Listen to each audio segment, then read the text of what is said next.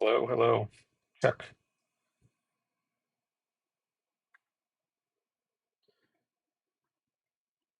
Welcome to another TikTok live.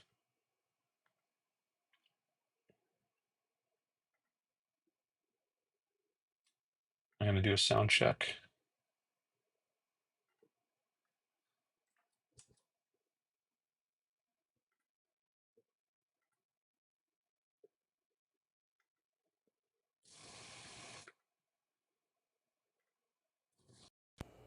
Okay, now I get the correct mic.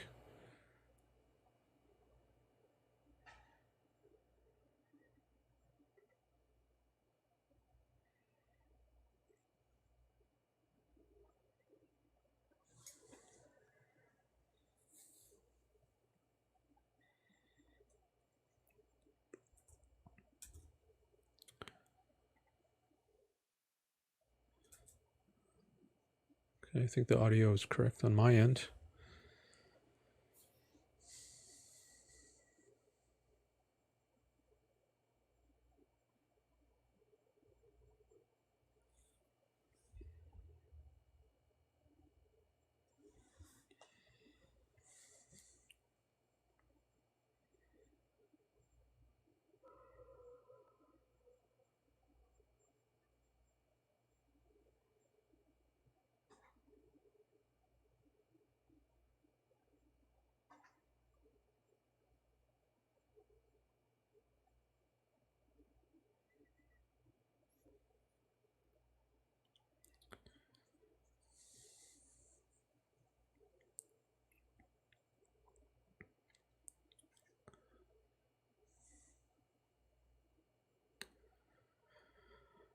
Why doesn't it show I'm live in my phone?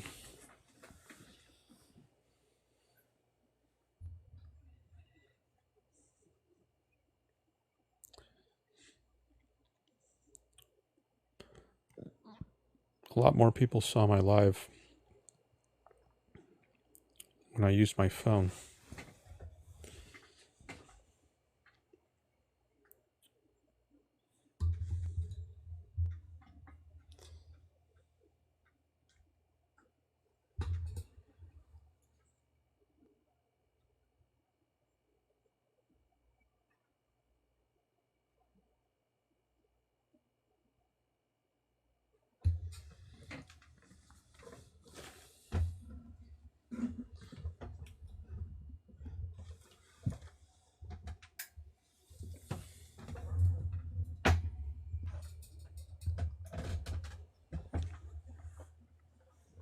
Oh, somebody joins.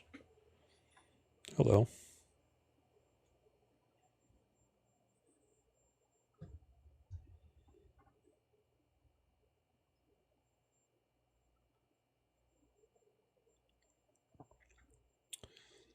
Is there a request up button?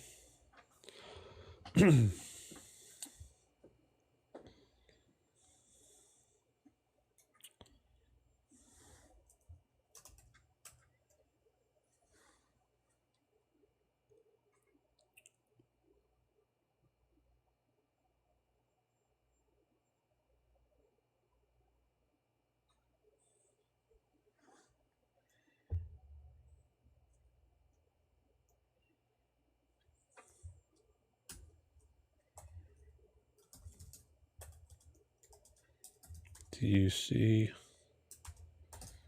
a request button?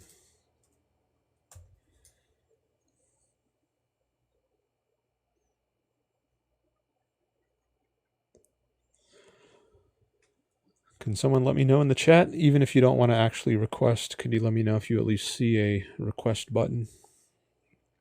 I'm just testing this to see if it works.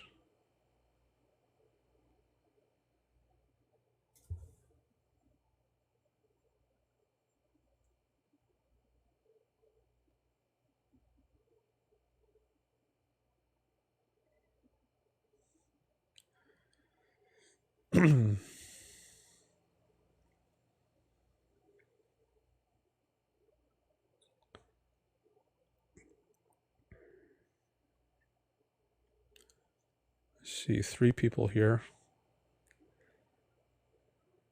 2 people. Can anyone let me know? Oh, thank you, Alex. You say no, there's no request button. People have to click on the 2 little heads at the bottom. Oh, okay, that's what I mean by the request button. So I guess it's possible for you to request. Okay, that's what I wanted to know. Thanks.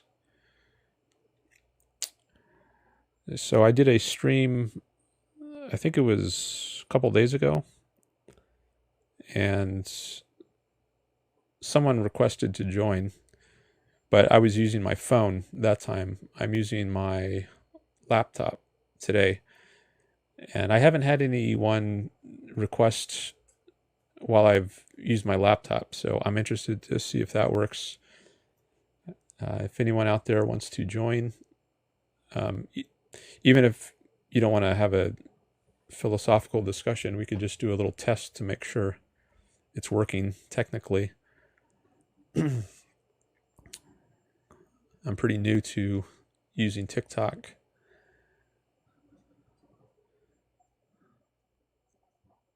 You don't even have to say anything. I just want to see if I can accept a guest, get a little practice, bringing a guest on.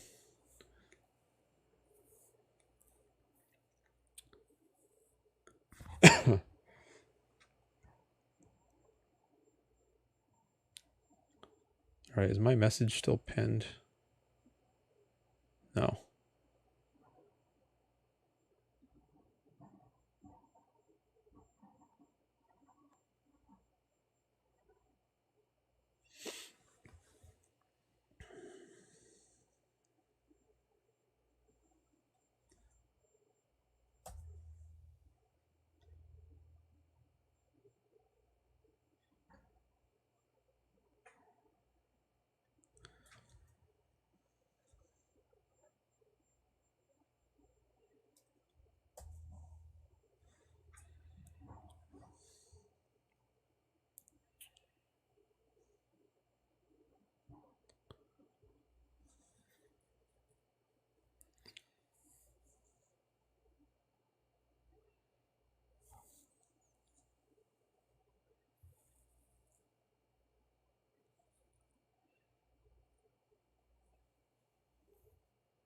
Oh, somebody shared the live.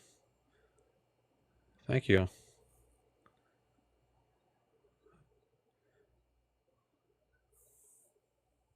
No joiners yet, or no requesters, but at least it got shared. Hopefully that'll bring some more people over. And more likely someone will request.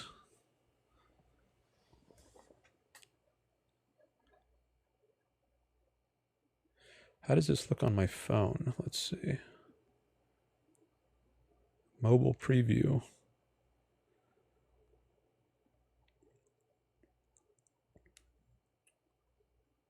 Okay.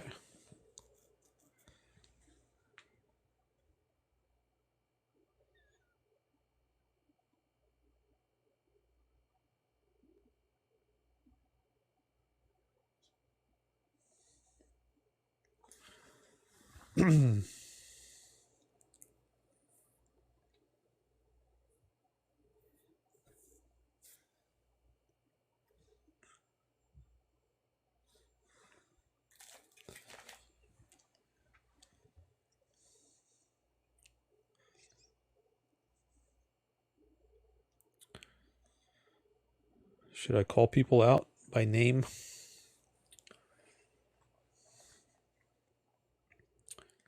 When I see them join?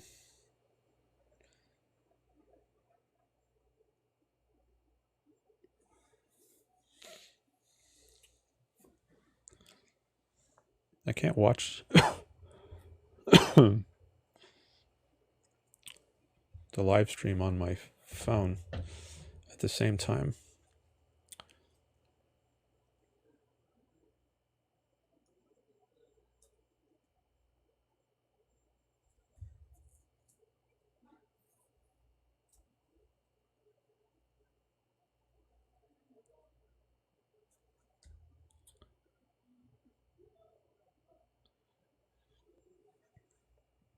Ah, somebody's requesting. All right.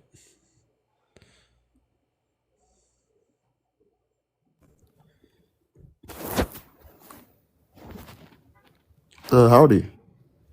Hello. Hey, how's it going? Doing pretty good. Good. It's going all right. Just um, testing out this live stream. I'm pretty new to this. All right. So, are you interested in chatting about anything in particular? Yeah, I mean, I guess maybe I can. I'm a little familiar with Ayn Rand, not terribly so. I haven't read anything by her, but I have like a vague concept of like objectivism and sort of thing.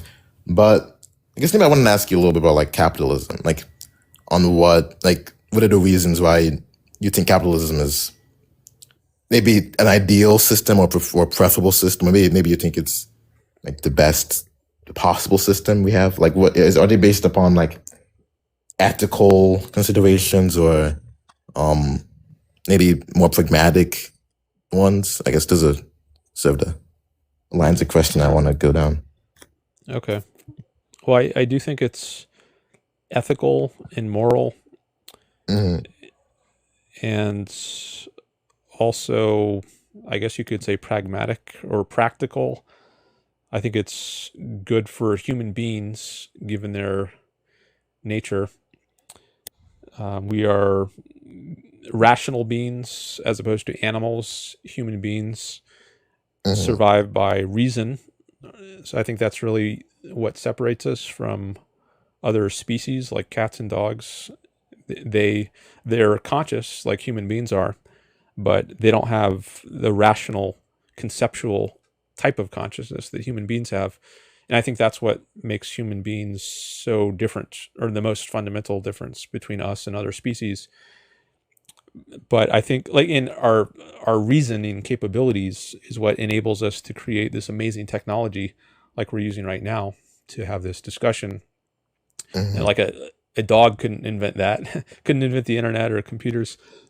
But in order for us to take advantage of this amazing capacity that we have as human beings, we have to be free from force. So I can't use, if someone is going to just bash me over the head with a Mm-hmm. club and take my stuff, then I'm not going to be able to use my reasoning capabilities to survive very well.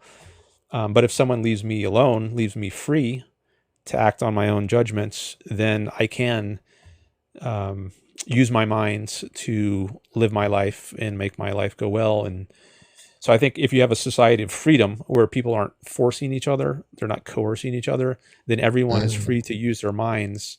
And that's what's really crucial in order for people to live successful, flourishing, happy lives. And I think capitalism is a system that allows people to do that.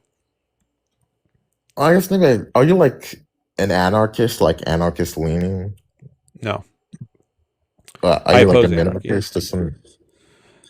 I wouldn't call it minarchism because I think that that term, it implies it's close to anarchism. Like if you imagine a Mm-hmm. political spectrum, you have anarchism on one end of it where there's no government, and minarchism is right next to that. There's just a little bit of government, a minimal government. But I think so-called minarchism is radically different than anarchism. So I would put it on the opposite end of a spectrum in terms of freedom. Like if we're defining systems in terms of how much freedom there is, I think, Are you like would like your ideal arrangement be like kind of a watchman type um government where like certain civil or like laws regarding private property are protected by the state, um, and really nothing beyond that? Is that kind of the arrangement you'd prefer, or like laws to prevent coercion, basically, like prevent like keep yeah, the NAP from being violated, basically? yeah. Sometimes it's called the night watchman state. I don't Yeah. know if that comes from Robert Nozick or somewhere else, but yeah, I think the only proper functions of the government, in my view, and Ayn Rand's view, are the ones that involve protecting people from force. So the initiation of force. So there's the police, which protects you from like robbers and rapists and murderers, Mm-hmm. and then there's the military to protect you from foreign threats, and then there's a court system to peacefully settle disputes so that people don't resort to force. They can settle it peacefully. So yeah, those are essentially the only functions of government, on my view, the only proper ones. Mm. Do you think that the government in this system would have like, let's say, maybe an obligation to do things that, like prohibit things that could conceivably um lead to coercion or to um an initiation of like force, but out in of themselves doing like I guess an example would be the promotion or like speech that's intended to cause violence, or like I don't know, if someone goes out and is intentionally like wiling out crowds trying to like use their words to get people to do actions that are like going to lead to like people being coerced. Do you think the government could have any obligation to prevent that, perhaps? Well, I To do stop think that? you could, like, if someone shouts fire in a crowded Hmm. theater, I think that is should be against the law. Like that's I don't think that's an expression of freedom of speech. I mean, assuming that there's not really a fire, assuming they're just trying to pull a prank on people. Hmm. I think that should be against the law because it's violating other people's rights. They paid money in order to be able to enjoy peacefully watching a movie, and now somebody is ruining that experience. They're so they're wasting everybody's money, and I think that's a violation of everyone's rights. There's certain rules that you need to observe when you're in a theater, like you can't be Hmm. very disruptive for other. Like norms. Yeah, yeah. So if the government cracks down on someone who tries to violate the rules of the movie theater or any venue, that's not the government initiating force. I think that's the government using force in retaliation What if we're in a against public someone space, like else. a space where there aren't any like explicit, like let's say like there's some like public gathering in like a town square, and someone is like intentionally speaking in a way, what I don't know. Let's say I'm trying to think of a good example of this. They're just engaged in some action that's obviously for like intended, like disposed to cause chaos, to cause like people to not be able to like cooperate. Um, do you think the state has any obligation to prevent that? Even if there are no like norms, like for example, because like I heard an example where there obviously are norms that like you have to some to extent like agreed to be in a theater. Like there are things that are presupposed if you're attending a place like that. But if you're just like in a town square, not really sure if there's an equivalent to that. Well, I do think property, there should be private property, and if there isn't, then I think that creates problems. So Well, so you know, like they have like an idea of like commons or things like that. Things are like yeah, I don't think there should be a okay. commons. I think all land should be private, and so it would just be up to the owner of the lands what the rules on that property are. Why? Why? I guess what are the reasons why you think we should privatize everything? I guess that's. Well, I mean, I suppose there could be land that is not yet owned by Is it anyone. like a Like, principle of homesteading? Like when you get to land and then you that's what it's called, homesteading, right? Where you yeah, maybe. Like like if land that's you, discovered and if I guess if you are the first person on a frontier, like when the American yeah. colonists are moving westward across the continent, um, I think I haven't thought about this much, but I guess I'm I lean towards a John Lockean kind of principle where if um, you mix your labor, to use John Locke's phrase, with the land, Hmm. that gives you title to it as long as you were the first person there. And you add value, for instance, by farming the lands. and turning it into something valuable, then I think you obtain a right to that property in the fruits of your own labor. But if it's uninhabited, okay, well maybe like some island out in the middle of the Pacific, maybe nobody owns it. But if there is a government that has defined boundaries, and I guess every government needs to have some kind of boundaries to define its jurisdiction, then I think everything within that should be at least ultimately private. Um, Mm-hmm. so, I mean, at first, the American government's only was on the East Coast, and then they acquired territory, um, rightly or wrongly in some cases. Maybe it varies depending on the case, through treaties with the Indians or Native Americans. Um, I don't think they should have stolen lands. Like the Indians were just peacefully living somewhere. Then I think Mm-hmm. they should have been allowed to continue living there. Um, but they're just if they're engaging in a massacre that's not provoked, then I think you could justifiably engage in a war of self-defense against them. Mm. Um, but I do Okay. think. Go ahead. Yeah, yeah. I guess I get. I guess what I'm trying to ask is like, what's like maybe way to but it's like, what's like the critique of the idea of the commons? Like, what like do you think there's some specific um like issue or some contradiction that's entailed by having like public spaces or stuff like that? Do you think that there's something intrinsically bad about that, or you're just saying that private spaces are just like privately owned spaces are just like superior, but you're not saying there's something specifically bad about public spaces? I'm trying Uh, to get just what you. I just want to note. I see a couple people have tried to request up, and it only gives me an option to accept that for like 5 or 10 seconds. So I don't see a queue where you can just wait permanently.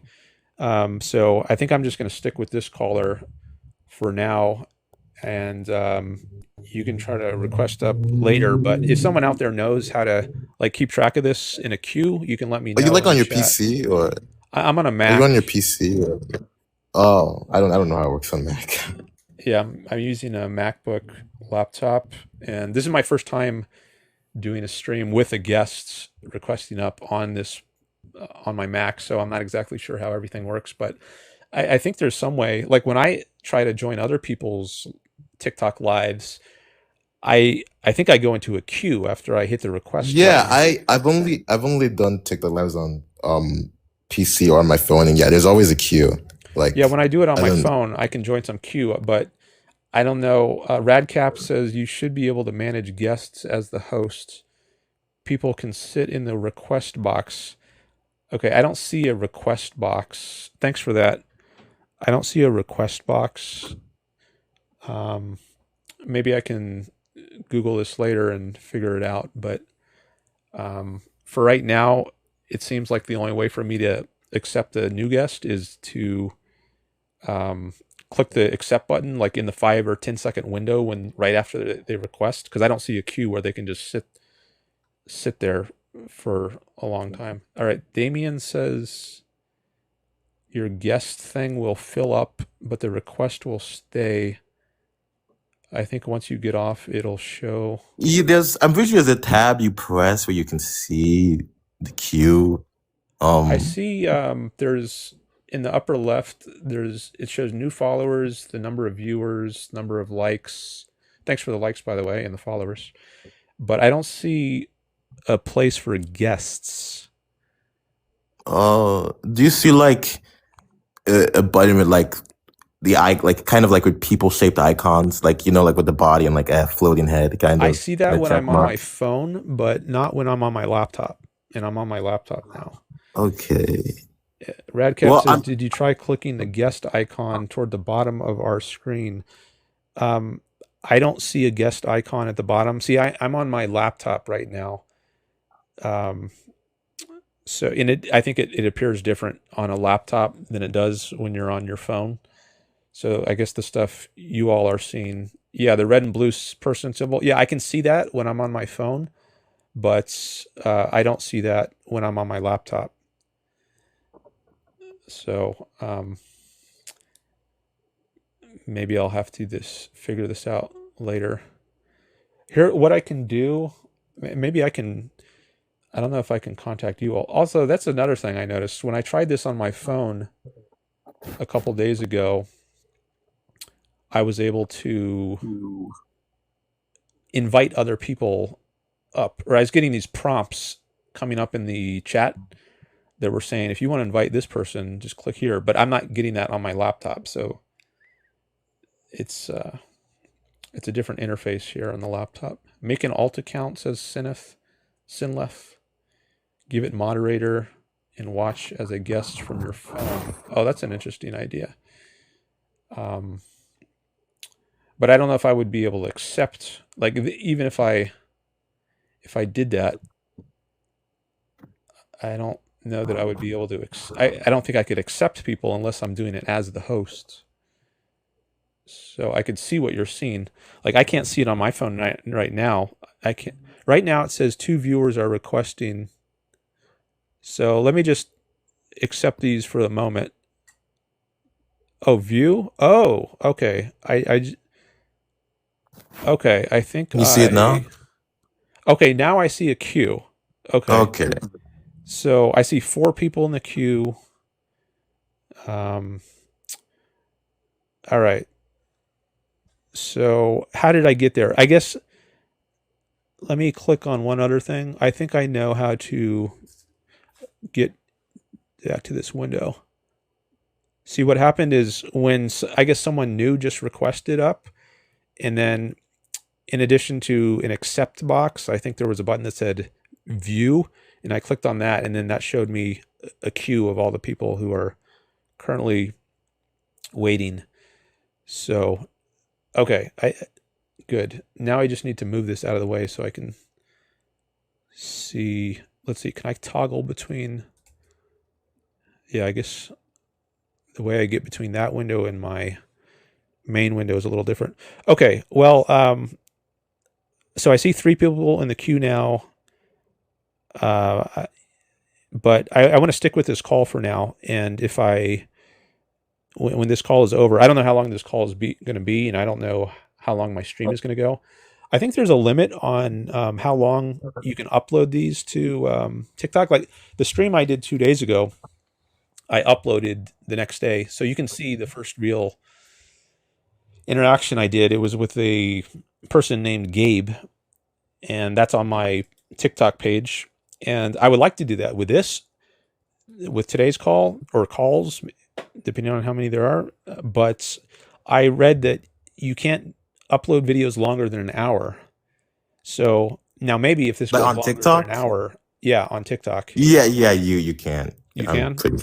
You can't upload them. Oh, you can't. Usually when people do like really long streams to upload it on like YouTube or some other platform. Well, I do have YouTube as well, and I might want to probably just upload it then. Normally. Oh yeah, I guess I could upload it there exclusively if I can just do it on TikTok. Okay, so maybe I'll do that, or maybe I can break down this if it goes longer. Let's say if it goes 2 hours today, maybe I can break it into 2 1-hour sections and then upload both of those to TikTok. That might be more trouble than it's worth. I'm not sure, but anyways, I think I'll try to post at least part of this later. Wow, 1.4K likes. Thanks, appreciate that.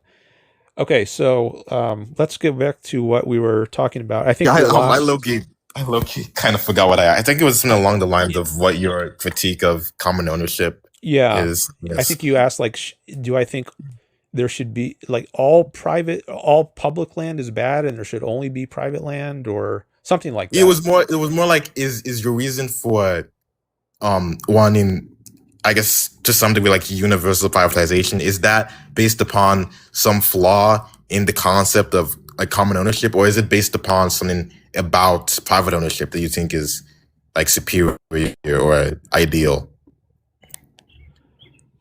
If This that makes is any sense. this is new-ish territory for me, so I don't have a well worked out answer, Mm-hmm. but I can try to think it through off the top of my head. Um, if you have no clear ownership rights, then it seems like that's just going to invite conflict. Mm-hmm. Like if there's, I don't know, what would be an example? Let's say there's a car, there's a public car. It's just parked in this piece of public land. Let's say there's a 20 square foot or 20 by 20, so I guess 400 square foot patch of land, and there's a car parked on it. And the car is public property; it doesn't belong to anyone in particular. Um, and the land it's parked on, that 400 square foot plot of land, doesn't belong to anyone in particular. Well, what's going to happen? Is it just going to be like first one who gets there drives it off the public land onto private land and now claims it as his own, Mm-hmm. or are you just going to have people? If two people get there at the same time, are they going to fight over it?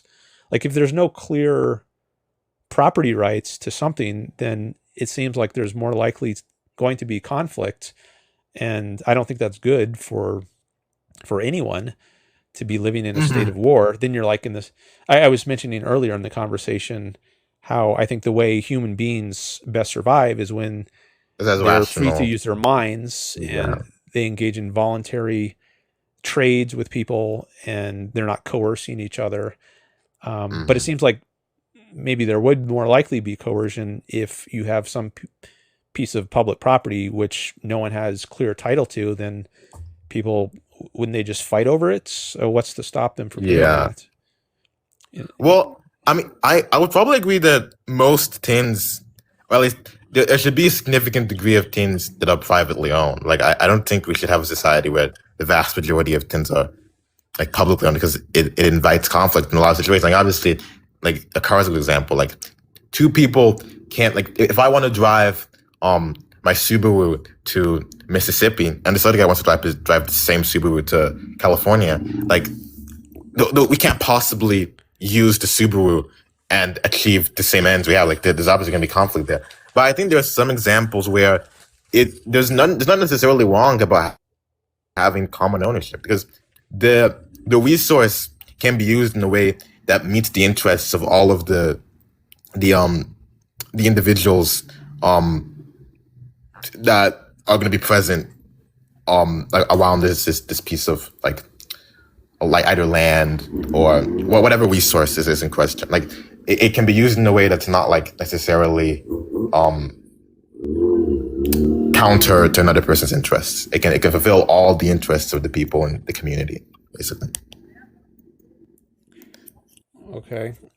Well, I what don't would be an think when it's just like the issues you brought up with like the car, I don't think they'd be applicable to, let's say you had like a town square where the community can just gather and like discuss things. This isn't owned specifically by any one person in the community. It's just a common space that everyone shares. I don't think there's any like real conflict that's going to arise from that sort of arrangement. I think that's a pretty like. Well, what if some people want to use this common space as a campground and just camp out there, whereas other people think, no, I would like to have it be just a park area where there aren't people sleeping here, or and so there's a potential conflict. Or maybe some people, they want to play loud music in this area, and other people want it to be more quiet and peaceful.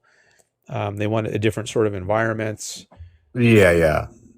Maybe some Um. people, they want to have it like rules about clothing, like you can be nudists in this area, and other people say no, that's not good. I want people to have to wear clothes. So I Well, think yeah. we have ways to handle this way. Like we have obviously there are publicly, I guess, state owned sort of things that are equivalent to that, where like the community like passes or like votes or makes decisions about as a collective about how about like the norms that you ought to obey when you're within this space. But that's not really the same as a person owning it. You can set norms about how a space should be governed, about how it should be used, without it being sorry, I can cut off for a sec, but my point just in sum is that you can set norms about some public space without it being owned by a single person or by even a group of people. Okay, but I wonder what gives some people the right to set the norms. Like if you just do it by majority vote, then is it just whatever the majority wants?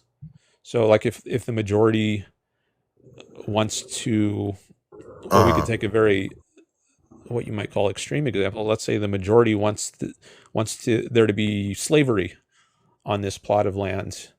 Is that okay? Or a majority wants it to be a nudist area where clothes are not allowed? Or is it just whatever the majority wants goes? If so, I think there's still going to be I feel with the slavery example, like obviously we're just in a society with laws, and like you can't own people like that. That's not like, just because there's a public space doesn't mean you can do whatever act you want in that public space. Like that's not really don't really follow from that. Okay, so there are laws that would exist already that would make such things possible. Like I don't really see how that would be an issue. But I guess for like the example of the nudism, again, I think there are laws that would like supervene upon whatever community that's already there that would prevent that. Like we can have existing norms and laws already present. Okay, well, I wonder if it's really an example of public property then, or I mean, if it just falls under the rules of some pre-existing community, then isn't it private property still? Well, or if not, why not? Why would you think it's private property? Like given Well, whatever if there's let's say there's a homeowners association, I guess we could use that example, and there's I don't know, maybe it's 100 square miles, so 10 by 10, 10 miles on each side. So let's say in the middle of that, there's a smaller square, let's say a 1 mile, or I guess 2 by 2. 2 miles by 2 miles, so 4 square miles. In the center of that 100 square mile, there's a smaller square. And if we say, well, this small square within the larger square, it just exists within the pre-existing homeowners community, then, well, the homeowners association, that's already a private organization with its own rules. So I would think that its rules are just inherited by the sub area at the center of that square. So it seems like it would still be private property in that case, where the rules are dictated by the HOA. Yeah, I get what you're saying. Well, maybe like when by private property, would you say that you could have a whole like company, or I guess company is a good example, like a company or like a board of directors, they come and they make decisions about what's going to be sold, like what the budget is going to be every year. Like that's obviously not even private ownership. But do you think that if people in the community operate in a similar way, do you think that's private ownership? Like if an entire town sort of fills the same role that, like, I don't know, a board of directors or like the stockholders in the company or the stakeholders in the company would do. Do you think that still is private property, or is it just something entirely distinct? I think it would be still private property. I mean, the structure of the ownership might vary. Like if we're talking about a company or a corporation, there's typically a board of directors and then there's shareholders, and you don't have exactly that kind of structure in a like a HOA. I'm not very familiar with Mhm. how an HOA works, but I'm not sure that there are any. Maybe there are shareholders in some cases at least, but I think typically Yeah. I would guess there's not. Maybe some people out there in the chat know more about this than I do. But I think the structure of ownership is somewhat Mm. different. It's not like a bunch of families living somewhere, and there's and I think they often have like community meetings where I guess everyone who's living in this community can get together and vote on things. And there's Mhm. not, I don't know that there's, But I think that that might be like a blurry line because to me it seems like an arrangement where everyone in a town like has like some degree of stake that they decide like as a community decisions that they should make about how certain plots of land, about how certain about like maybe zoning regulations. So if the entire community makes these decisions as a collective, like that is that private ownership? I don't really see how it is. If everyone in the community is basically like a kind of like stake or stockholder. well, I think it's private in that government is not involved in that case. Now, I do think government is involved when you have zoning laws. You mentioned zoning, and That's probably a bad example. Yeah. yeah, so I oppose zoning, Mm. but if if the government is not, I mean, I haven't thought about zoning much, but the little thinking I have done about it, it seems like it's not appropriate. But hey, I'm open to Yeah, arguing I like obviously that. I think there are examples where zoning laws seem like intuitive. Like I mean, I don't really want like the butcher, the abattoir next to like an elementary school. Like that seems reasonable. But they're also like they're crazy, right? Like policies that make no sense. Like why can't like there's some zoning laws that prevent people from having their like cafe close like in a residential area. Like why? Like what's the issue with that? So I think the way zoning laws exist today is like not very good. But I don't think in principle I'm against them though. Like I think obviously there are examples where no, it's crazy to set up like an abattoir next to an elementary school, or to have like I don't know a What next to an elementary school? like a butcher, like that's like where the meat is Oh, processed. okay. Or like I don't know like I don't know like an exotic dancing like place next to like no like obviously we should prevent that. Like, that's just craziness. Like I don't I think obviously we should have some degree of um limits on that, but I sympathize with some ad like tendencies to like think zoning laws are unnecessary because a lot of them are. Well, I think private communities can work out these things. Like if you have kids Mhm. and you're looking for a place to live, if you see that this community allows exotic dancers to have their business right next to where the homes are, then Mhm. you might decide, all right, well, I don't want to live in this type of community, so I'm gonna buy a house somewhere else. Yeah, but I mean, people don't always often have like people can't always move wherever they want. Like people have a lot of attachments. They have a lot of reasons why they might want to stay in a place. And if, for example, the only school in their community is just this one school, and the guy that lives next to the school has this private plot of land there, and he really likes exotic dancing. I mean, and let's say this family is pretty poor. Like, what recourse do they have? They don't really have any recourse. They just have to kind of accept this condition, which I don't know if that's reasonable. Well, I don't know that it's reasonable to assume that that's going to be somebody's only option.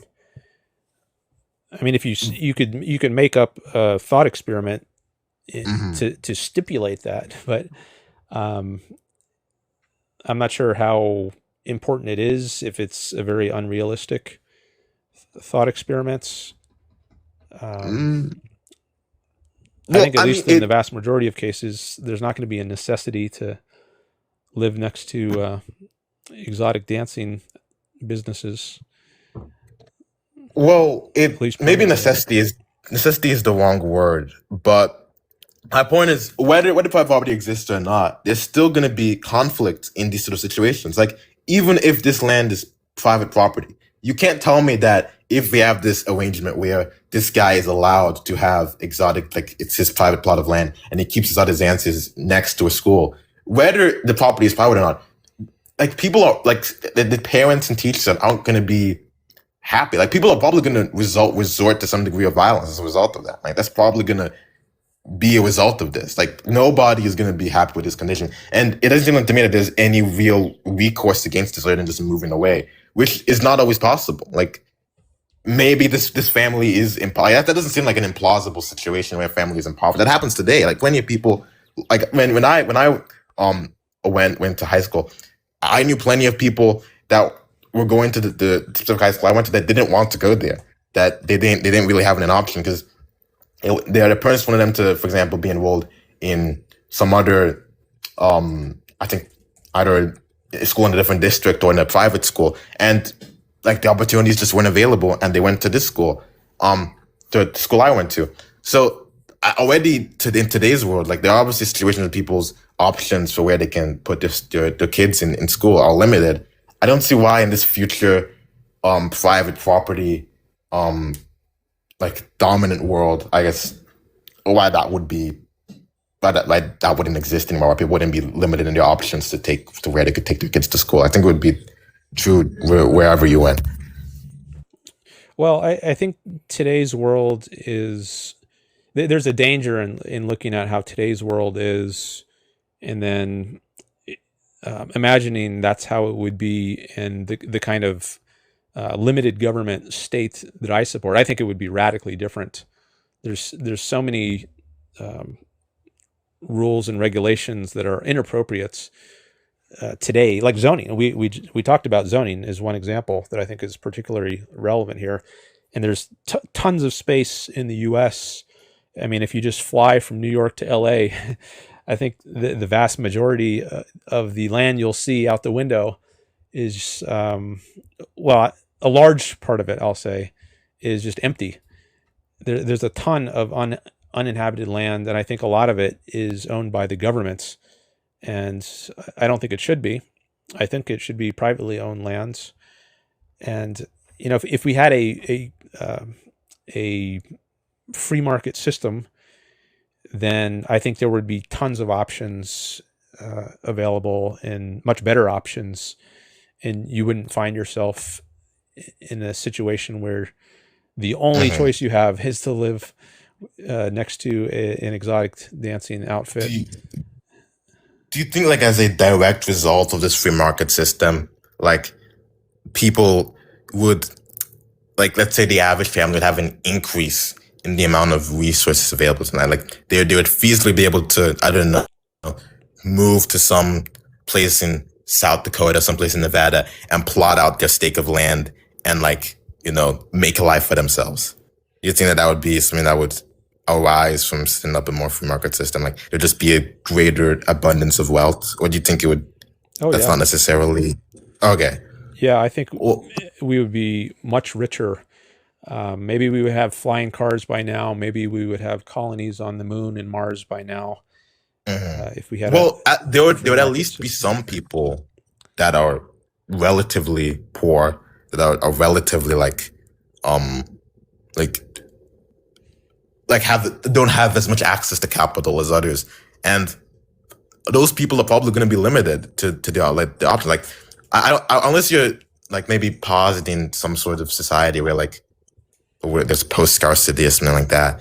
Um, I don't know. I think obviously there are going to be situations where um people aren't going to be able to just move wherever they want. They're going to be constrained by the amount of money they have, by their family. Like maybe they have like a parent that's not going to be able to be disposed to a really long trip to another place. Like there are all sorts of ways you can conceive why someone would want to stay in a specific location, or keep their kids going to a specific school. And like I don't think the free market is going to resolve that necessarily. Well, there's always going to be limits on what you can do, no matter how much money you have. So maybe you can't afford moving to Mars, but maybe you can afford Hmm. moving to South Dakota. Yeah. So there are going to be options, and I think many more options in a free market. I think people will be much But wealthier. But I'll see, also want to say, let me okay. just also add Mhm. that um, inequality in wealth or opportunities Mhm. is not a bad thing in my view. It's not something that um, I'm the not saying kind it is of necessarily either, no. okay, so the kind of equality that I think is really important is equality before the law, or you could also put it as equality of rights. So, like if a murderer is somebody, if a rich person murders somebody, he doesn't get off the hook just because he's rich, right? He has to go to jail, just like or maybe get the death penalty if he murders somebody. I guess they say murder sometimes on TikTok. I hear they sometimes censor out words, so I don't know if I should start saying that, but It, um, I don't think it's true. I don't think TikTok actually like bans people for that. I think In I've my used that experience, word I've heard people before, say but much. and haven't Yeah. encountered a problem. I guess we'll figure it out. But Yeah. like you should go to jail or get penalized regardless of how wealthy you are. So that's what I mean by equality before the law or equality of rights. Like everyone has the right to the property they earn. I think like you shouldn't be deprived of your property rights just because you're rich. Like tax the rich, soak the Hmm. rich, abolish billionaires. I think that's horrendous. I think everyone has a right to their wealth, no matter how much wealth you have. So that's an example of what I mean by equality of rights. But what I don't think is something that should be aimed for is equality of income or Of wealth outcomes. or opportunities. Even like people have different opportunities. Like I don't have the um, maybe if I were a foot taller, I would have a much greater opportunity of making a living as a basketball player. If I had the physique, the size of someone like LeBron James, I would have much more opportunity to make a living as a professional athlete in the NBA. Should we equalize opportunities between us by like chopping off his arms to compensate for his or chopping off one of his arms and one of his legs so I can more easily stand a Mhm. chance of um, competing against him on a basketball court? No, I don't think so. People have different opportunities, and I don't think that's something that should be equalized for. The important thing is equality of rights and equality before the law. I mean, I don't disagree. I don't think we need to equalize. It's not even possible to equalize people in every respect. But what I'm talking about is less about, at least to me, it seems it's less about equality, and it's more about certain norms should be enforced. Like even relating to how private property operates. Like, and I think the example of the exotic dancing case, I think that that's a good example of where if we had some sort of body that enforces norms, um, which is usually what the state usually occupies, and enforces certain norms and enforces certain behaviors, um, a lot of issues like this would like the issue I'm at least presenting would not like it wouldn't occur. It wouldn't transpire. Because the thing is, people might have a private body, but they don't exist in a vacuum. You don't have like some plot of land where everything you do is going to be entirely isolated from the rest of the community you're in. The way you treat your land, the way you treat whatever environment you're within, that directly impacts the community as a whole. Like you can't live in isolation.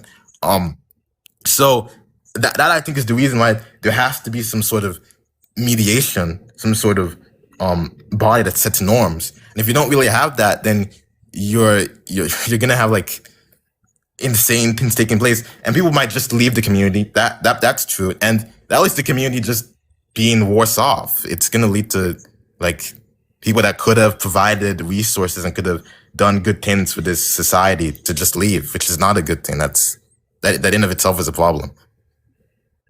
Okay. Let me just take a moment to acknowledge the chats, and I see there are still a few people in the queue. Um, so I am trying to make money as a uh, live streamer or social media commentator. I have my training is in philosophy. I went to graduate school in philosophy, and most people who do that they pursue a career as a professor in a university. I decided not to do that. Instead, I've chosen to pursue the YouTuber route, but now I'm getting into the TikTok platform as well. So it just occurred to me as that if you want to bump yourself up in priority, you can send me some money, right? So apparently there's a way in TikTok. I'm very new to all this, but I was on somebody else's stream about a week ago, and I ended up with 2 cents. It looked like in my TikTok account. So apparently there's a way to send people gifts. I guess they call them diamonds or something. Well, I guess maybe they started that on YouTube. I don't know what it's called on TikTok, but there's a way to send people some kind of financial compensation. Oh, I see $2 or 2 cents just appeared here on my screen. So I guess people just made a donation. Now, if you really want to make yourself stand out, you can send me money by PayPal. Now, I haven't done that before here, or I haven't mentioned it before, but so there's a link on my profile to my YouTube channel. There's a link in my TikTok bio to my YouTube channel, and on that there's links to my PayPal and also my Patreon. Now, maybe in the future I'll also get links set up on TikTok, but for right now, at least, I only have my links over there on YouTube. So if you send me some money through PayPal, or I guess if you find a way to do it through TikTok, you can do that as well. It looks like maybe you can only send a few cents. So I'm not sure that's going to enable you to jump to the head of the line. And I don't see how to see who the cents are from either. So I'm looking at the chat. Someone says it doesn't seem like there is a link to be frank. Is that what that says? Funny D Valentine. So there's you don't see a link. I mean, there's a link to my YouTube channel in my TikTok bio. Do you see that? That's what I'm saying. And if you go to that link, if you go to my YouTube channel, it's at Dan Norton 1. That's my YouTube handle, Dan Norton 1, Norton, all one word. I can actually type. Maybe I wonder if I can type that in. Let me see if I can type that. Put the link to my YouTube in the comment section on TikTok. Hold on a second. Let me just copy and paste from my browser here. I've never tried to put a link in the TikTok comment section. So here we go. All right. I just put the link in there. And I don't know if that's a clickable link or if that just appears as plain text. But if you search for my name in there, Dan Norton 1 on YouTube, you can find my YouTube channel. And I definitely am trying to grow that too. So if you want to subscribe on YouTube, actually, I'm planning to do a live stream there tomorrow. I usually would only live stream on YouTube, but I'm just starting to do a few. This is my second actual live stream on TikTok, but normally I just stream on YouTube, and I plan to do one tomorrow. I usually start 1 or 2 p.m. Pacific time in the afternoon, and sometimes I go for a long time, like 7 hours. My longest stream was almost 10 hours, but the average lately has been like 6 to 7 hours, and I take calls there too. So there's when I do my YouTube streams, I have a phone number. You can actually dial a phone number. It's on my background. I think it's 657-233-0878, if I memorized it correctly. So you can call that number to be on my YouTube stream, or I also include a Zoom link. You can call in by Zoom in the description under my YouTube videos. So that's another way you can call in. And also, I'll give priority to people who put some money behind their desire to call in. So in the higher the value, the more priority I will give you. So there's a little commercial break about my YouTube channel, and maybe one day I will start streaming on both platforms simultaneously. I know some people do that. Like they will maybe make they'll have a simulcast. they'll simultaneously stream on YouTube and TikTok and Facebook and X and or I don't know what other platforms people use, but eventually I will probably figure out how to do that. And but for right now, I just stream on one platform at a time. And thanks everyone for being here. I definitely appreciate your presence. It looks like we got 31 people watching, which is actually larger than my YouTube audience usually is. So for whatever reason, it seems like it's easier to get an audience on TikTok. Like usually when I stream on YouTube, my audience is maybe 10 to 15 people. Oh, it says the live will end in 5 minutes. We have detected inactivity during your current live. Complete the verification to continue your current live. Drag the puzzle piece into place. All right, it's giving me this AI test I need to do. I guess I haven't moved my cursor yet for 5 minutes, so it thinks I'm inactive. So I'm doing this little test to prove I'm still active. Okay, I think I completed the test successfully, and it's going to let me keep live streaming. All right, so hopefully it doesn't crash in the middle of my sentence, but I think we're good to go. I don't know why my audience is larger on TikTok than YouTube. Maybe it's just because of the type of people who use TikTok. Like maybe it's a younger demographic, and maybe YouTube is older. I wouldn't be surprised. So maybe older people are more likely to be at some 9-to-5 job right now, whereas younger people, maybe they have a schedule that allows them to be more active. But TikTok algorithm just pushes out videos, like well, not videos, but lives better in my general. okay. Or maybe there's also like more competition on YouTube, or I don't know what all, but yeah, maybe it's partly they have their algorithm is better at pushing out this kind of video or something. I'm not sure. Anyways, so maybe I should check my email to see if anyone has sent me PayPal who wants the request up, because I would get notified by email if I got a PayPal contribution. I think it's Dan Norton 11. I think that's my PayPal address. I can verify that in just a few seconds. Let's see. Oh, here we go. Yeah, Dan Norton 11 is my PayPal. So let me check my email and see if I got any PayPal contributions. I think, okay, here we go. All right, I don't see any in that account. Let me check one other email account. I think the other email account is not connected to PayPal. Okay, it doesn't look like anyone's done a PayPal contribution. So right now, the only money I see is 2 cents, but I don't know how to see who that's from. So I can't give those people any priority. Oh, but there's also 5 diamonds. Let me see if I click on that. Does it tell me? Oh, 7 diamonds now. Okay. It doesn't give me a list of who contributed the diamonds. So I don't know. I guess I can't use that to help me prioritize people who want to request up. All right. Well, maybe we should do this just so I give some other people a chance. If you want to, we could. Oh, did he leave? It looks like he left. Oh, I was going to say he could have he could do a closing statement if he wanted. He could just make one final point, but it looks like Trombone Man. Oh yeah, I see him there in the list of viewers. I guess he decided to disconnect on his own while I was talking. Maybe he got tired of waiting through the commercial break.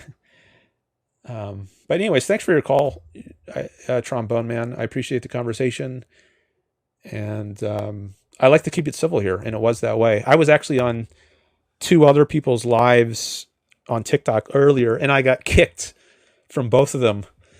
The first one, there was a panel of people, and they were being rude to me, and so I stopped interacting with them one by one, including the host. I stopped interacting with her because she was rude to me. And then the other guests who were on the panel, they were also, there were 3 other guests. 2 of them were being rude or condescending. So, and smearing Ayn Rand. So I stopped talking to them. And then at the end of it, there was only one other guest left for me to talk with. So I said, all right, I guess it's just you and me now. You're the only one I haven't ruled out. So, and then once I said that, the host kicked me finally. She had threatened to kick me long before that. Like when I said, I'm not going to engage with you because you're being rude. And then she said something rude, like, okay, well, screw you. Or she used profanity and said something like, I guess you'll have to leave. And I said, okay, go ahead, kick me. And then she said, oh, okay, well, no, I guess actually I want to keep you here and make you look dumb or something. Like maybe she thought she was going to look bad if she kicked me because she was just obviously rude to me. And to just treat someone like that would make her look really bad, I guess. And so maybe she decided, okay, I guess I can't kick him yet, at least. And then later she muted me. And then it took me a couple minutes to realize that happened. And then I finally was able to unmute myself. And then I said, oh, I got muted. And she said, oh, I did that. And then I said, oh, you're willing to mute me, but not kick me? That was a bit puzzling. She just wants me to listen to the abuse or something. I'm not sure.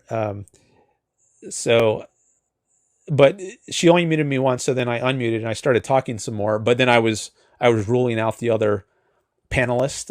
I was going through them one by one. If you want to see all this, it's actually on her YouTube channel. So this is Amanda Informed. I think that's this TikToker's name, Amanda Informed.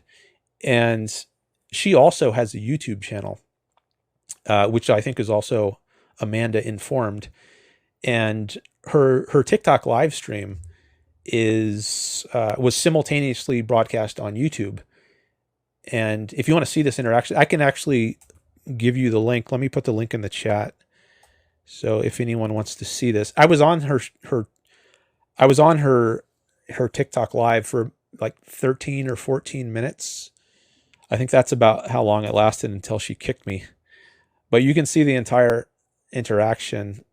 I'm going to try to drop the link in the chat. Let's see. Oh, did she delete the video? I don't see. Oh, no, I'm in the live. I have to go to the live tab. That's why. Here we go. 52,000 views on that. I think it was only like 13,000 at the end of the live stream. So she gets a lot of views.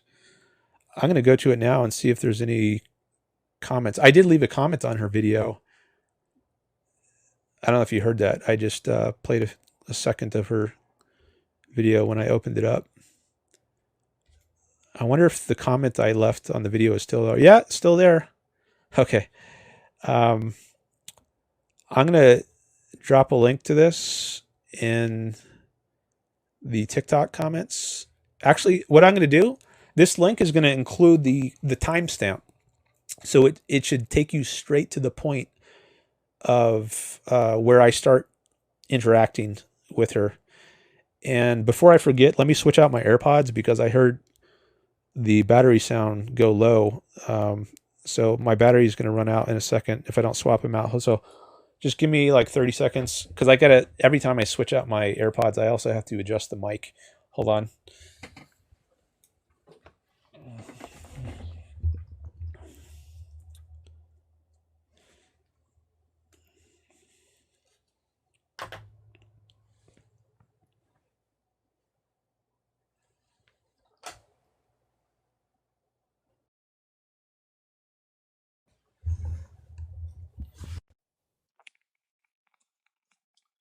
All right, now I have my fully charged AirPod in, but you probably hear a different sounding mic because right now it's using my AirPod mic, but I want to switch it back to my podcast mic, which I will do in a few seconds, and then you should hear a difference in the sound quality.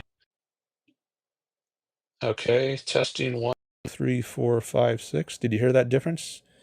Hopefully it sounds better, the one I'm using right now. But whenever I switch out my AirPods, I got to also switch back to the podcast mic. Okay, good to go there. This is fun. I'm enjoying this. So maybe I'll be doing more of this. I don't have a regular schedule for live streaming. 84 diamonds now. Wow, thank you. And 33 cents. That's great. Can you all see the numbers there? Or they show you some metrics, right? When you're a viewer on YouTube, can you see these metrics? I got a bunch of notifications in my inbox, new followers, someone liked my video. All right, thank you, appreciate that. All right, I'll look at those later. Message request from somebody. All right, so maybe I'll do more live streams on TikTok because I am enjoying this, and I do want to build my audience. See, let me look through some of the. I haven't been looking at the chat much because it's hard for me to simultaneously engage in a conversation with someone. Like the caller who was up here, I was just focused on him. I can't read the chat at the same time. And now I'm monologuing some, and I don't know if I could focus on what I'm saying and also read the chat at the same time. But I do want to sometimes take a break to look at what the chat says. So maybe I should look at it a little bit now. I'm just scrolling through my viewers here. Oh, I see some people I recognize. Nice to see you. So it says 27 people. Am I going to see 27 people on this list? I guess you can also see the list of people who are watching, right? Because I think I'm able to see the list of people watching when I'm on other people's live streams, which is not something you can do on YouTube, by the way. That's the difference. The only time I know someone is watching on YouTube is when they participate in the chat. So it's more anonymous on YouTube. You don't have as much an idea of who's actually watching you. But TikTok, if you're watching, you can be seen, at least if you initially tap it to get into the live. I guess if you're just scrolling, then, and you haven't tapped into the live stream yet so that you can be in the chat, then you could just watch it anonymously. But once you tap into the chat, even if you don't type anything in the chat, you can be seen. And it says so-and-so joined, and you show up in a list of people who are live viewers. So there's more transparency on TikTok. Maybe that's part of the reason that I'm getting more viewers here. It's just a different kind of platform, which maybe is more inviting to live audiences.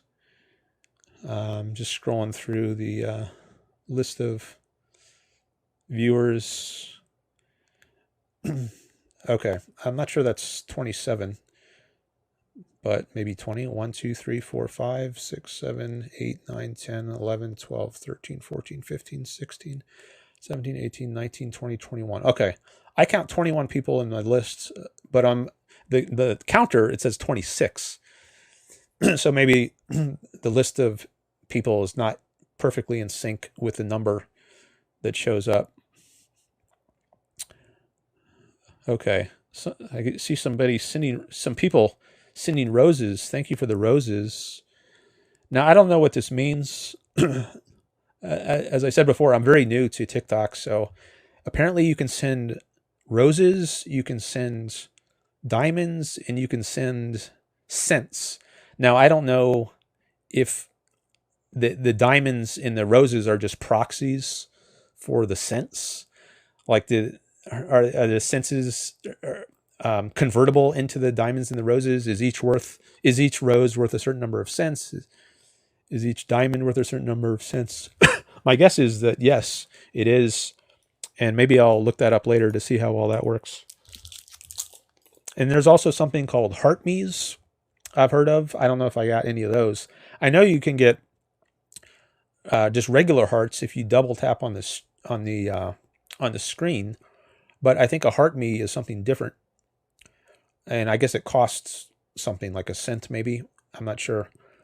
But I don't know if I have any heart me's, but I see there's 3.2 thousand hearts. So thank you very much. I appreciate that. And there's 3 gifts, 3 gifters. Let's see, is that going to show me any names? It still doesn't show me any names. So I don't know who these gifts are gifts from. Now, I also don't know if I have to be looking in the chat to figure out who these gifts are from. Maybe it says in the chat who the gifts are from or who the diamonds are from. Right now, I can see who sent me roses. Oh, wow. Somebody sent me a lot of roses. Thank you. I guess you know who you are. I don't know if I should. Oh, and that person also sent me a heart me. Thank you. All right. Excellent. So I just saw where I need to look in order to see the heart me and the roses, but I don't know about the diamonds. Now, can you all see who sent me a heart me or a rose, or can only I see that? Because maybe I don't know if I should call these people out and say thank you to so and so and say their name, or if I should. I don't know if these people prefer to be anonymous when they're sending me gifts. Oh, I guess it looks like one person sent another person who's not me a rose. So you can all send each other roses. Apparently, that's what it looks like here. So maybe some of these roses are not for me. They're for So I guess if it just says sent rose, that's for me. But if it says sent so-and-so a rose, then it's for whoever so-and-so is. Okay. All right. I got a lot to learn here. There's a bit of a learning curve. Okay, but I don't see any diamonds. So that's the one thing yeah, the diamonds and the coins. Yeah, I don't see how to figure out who sent me those, but maybe I'll figure that out later. All right, let me look at a few of the chats. I see there's a lot of chats. I get a lot of, there's a lot more chats than I can read. They're going way too fast for me to read them all. I don't know. Does it appear just as fast for you, or do you have a way to slow it down? I know on YouTube you can slow it down. You can put a limit like you can only do one chat every 60 seconds, but I don't know if there's a way to put that kind of limit on TikTok. By the way, I'm sucking on a cough drop. Sorry if I don't know if you can hear that, but sorry if you can hear that or if that's annoying or gross or distracting, but I don't want to cough. I'm trying to get rid of this cough, but it's lingering, and various remedies have not worked yet. Let's see. So I see Damien is in the chat. He says, debate already. I saw you in the list of requesters. Oh yeah, you're at the top of my request list. What would you like to debate? I guess I can click on your screen name to get a little idea of who you are and maybe look at your channel. Is it going to show me your channel? I think there's a way, or do I have to? Oh, maybe I have to click on your name in the chat to see your profile. Okay. If I click on this, I don't want it to screw up my live stream. So, what is it going to do? Open a new window? All right. Hopefully this doesn't crash the stream. I'm going to take a chance and click on your name and see what happens. Oh, it just opened a window in my browser. Okay. I see your profile, but it says no bio yet. There's no videos, so there's no content there. Sometimes I like to go to people's profiles to get some idea of who they are, what they're about, but there's not really any content. I mean, it shows me how many followers you have and how many you're following and how many likes you've done, but there's no videos, there's no bio. So this doesn't give me much idea of who you are, which doesn't necessarily mean I won't take your call, but it's just one thing to consider. All right, so let me look at, someone says this is driving me nuts. Because I'm taking a long time to get to the next person. Well, this will likely go faster in the future, but this is all very new to me, so it's going to take longer today than it usually. All right, there's another person I've seen in this chat who I also see in my list of, in my queue. I got 4 people in the queue, and I've looked up one of them so far. The other one, Dr. Dan, you should let up does debate, says Radcap.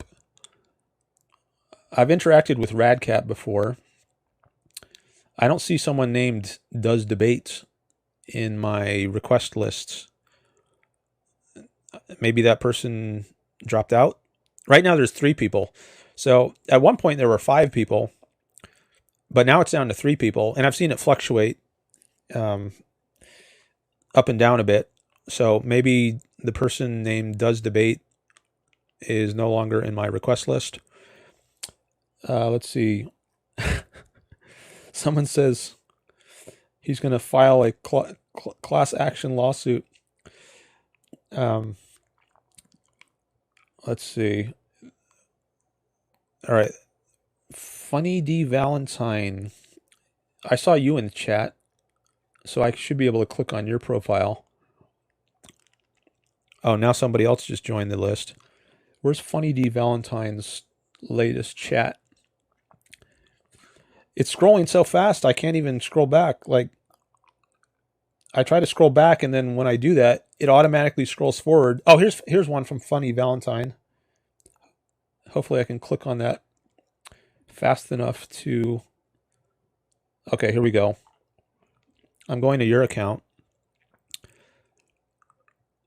All right, I see Free Palestine in your bio. That's the only thing there. It says free, and then there's 2 Palestine flags, or maybe that's...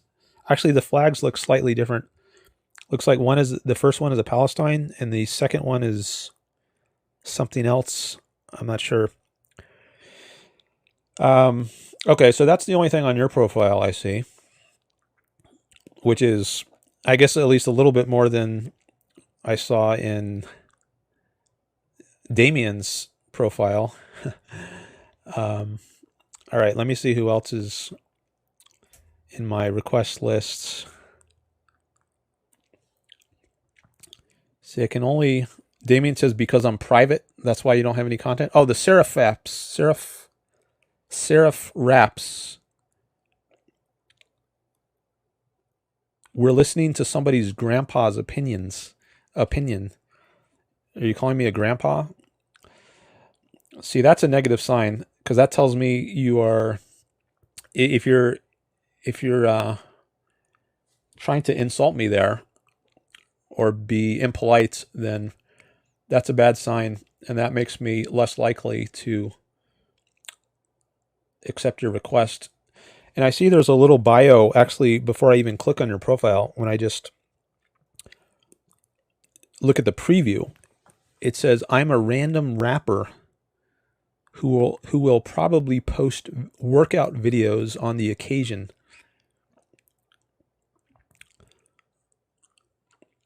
Okay, I just went to your profile and I can see you now.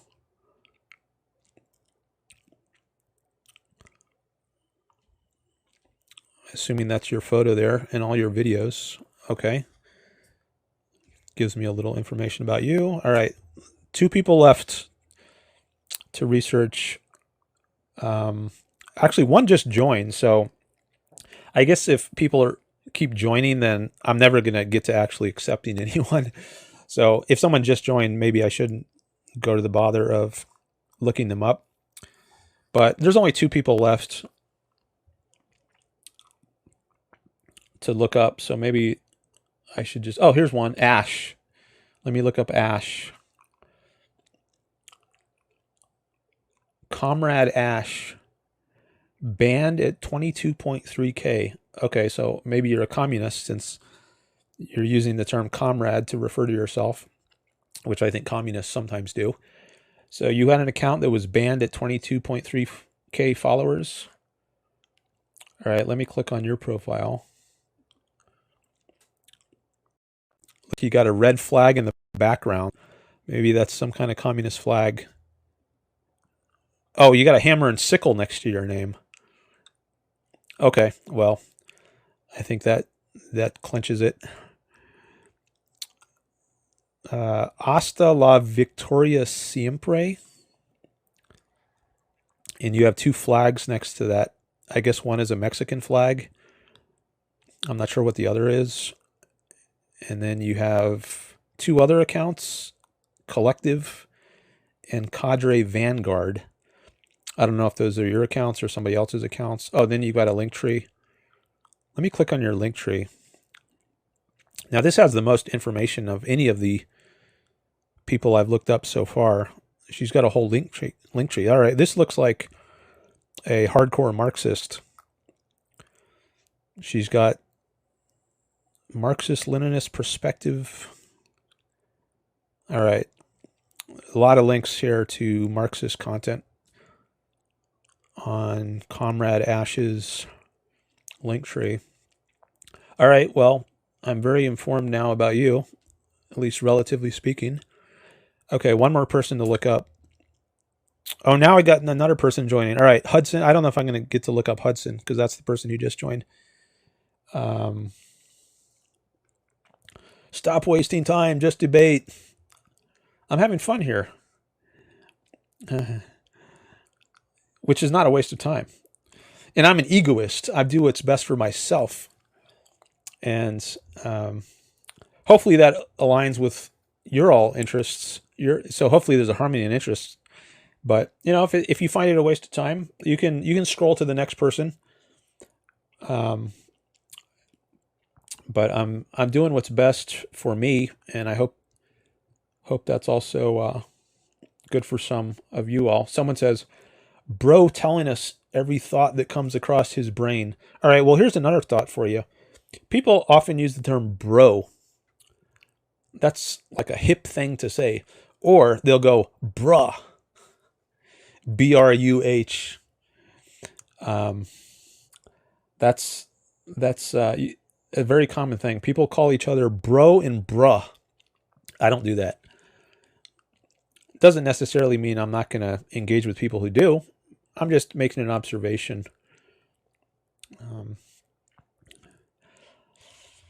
I wouldn't say it's a yellow or it's a red flag, or maybe not even an orange flag. Maybe it's like a yellow flag, slight yellow. I like to keep it clean here. Not that bra or bro is unclean, but a lot of people, they use profanity, and I don't like that. I like to keep it clean. But bro or bra, that is slang, and I don't think I use much slang. At least I don't use that slang. All right. Someone says, "Why are you against altruism?" Okay, maybe we'll get into that. Okay, I think I'm just going to pick one of the four that I looked up. Okay, so because I guess Itachi, because you joined relatively late, I think. All right, so it's either Damien, the Seraph Raps, or Ash, or Funny D Valentine. I guess I could do a poll. There's a way to do a poll, right? I could poll my chat. But maybe I shouldn't try to figure out how to do that now. I'll just pick somebody. Just pick one, says Julian. Anyone. All right. Funny D Valentine. I think it's...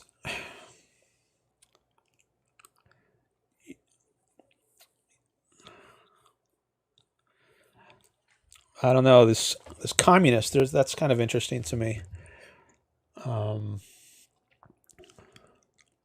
It's got to be civil. Just to want to forewarn you, I often kick people or block them when they're uncivil, like on my YouTube channel, I will block people. So if you want to stay on, if you don't want to be kicked, you got to be civil.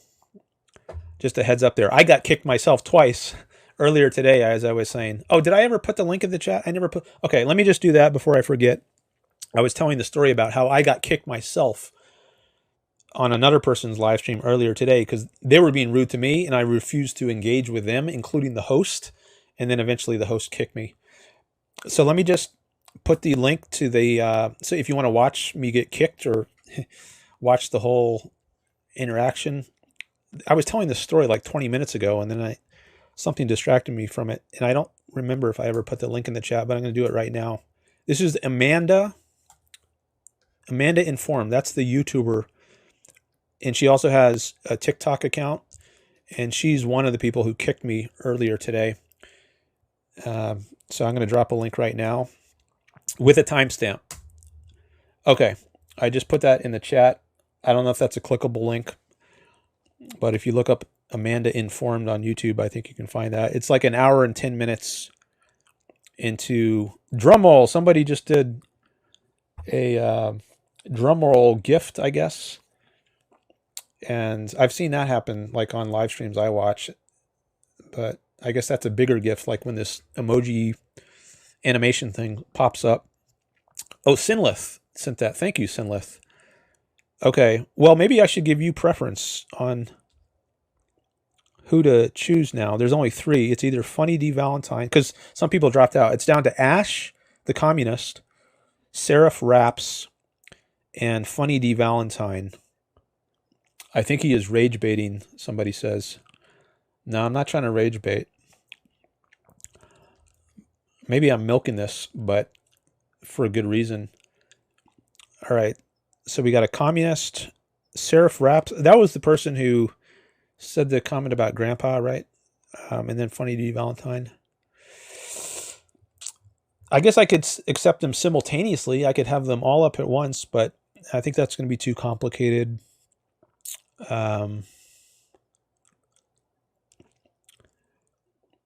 What's your time frame? I guess if I know Ash has to go in a few minutes, I would take her. But if she could stick around for a long time, but Funny D Valentine has to go within a few minutes, maybe I would start with Funny D Valentine. So if I know there's a time limit, then that would help me decide.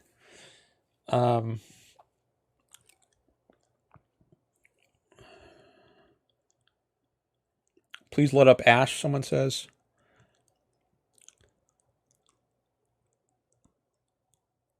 Oh, yeah, what do you want to debate, says Sinlith. Maybe that would help me decide. Can you let me know what you want to debate? All right, what I'm going to do, I know some people are probably going to go crazy when I say this, but I want to take like a less than 3-minute break. I've been streaming for how long have I been? Hour and a half. And I need to take care of something. But it should take like under 3 minutes. Okay. So I will be back in under 3 minutes and then I will choose one of these guests. And if you explode because I'm taking a break at this moment when you're waiting with bated breath, then I understand. But I do need to take a short break. Let me just, under 3 minutes. Let me just turn off my video while I break. It's now 4:30 p.m. I will be. Oh, never mind. Where's my camera? Here we go. Camera. See, I can't click on the camera when I have the list of viewers who wants to request. So it's not going to let me turn off my camera when I... Oh, here we go. Here we go. Oh, now it says couldn't hide.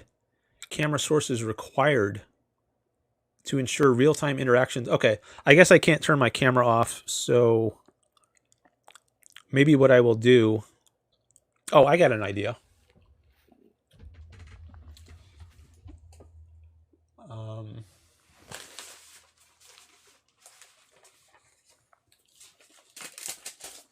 I just don't want to show something on screen that I shouldn't show. So I'm just gonna like manually cover my webcam here while I'm on break, and that will. I'm going to do that instead of trying to turn off my camera electronically. I'm going to do the old school, the old fashioned trick. Okay, so I should be back in under 3 minutes, maybe under 2 minutes. We'll see.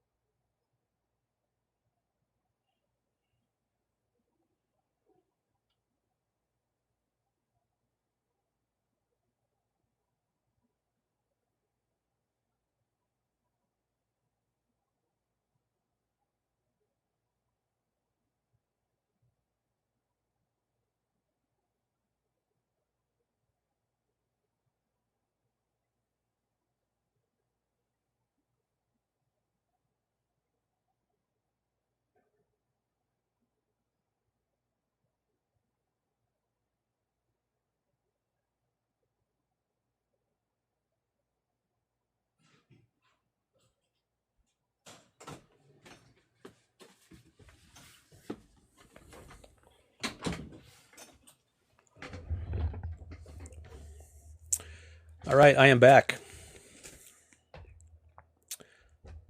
Oops.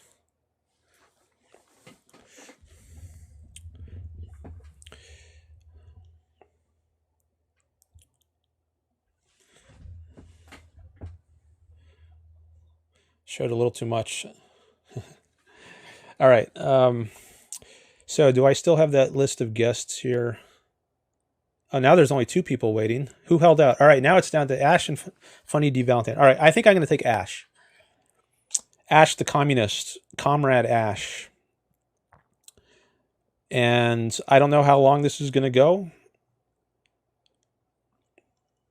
Oh, someone says they got kicked. I didn't kick you. I didn't kick anybody. If you mean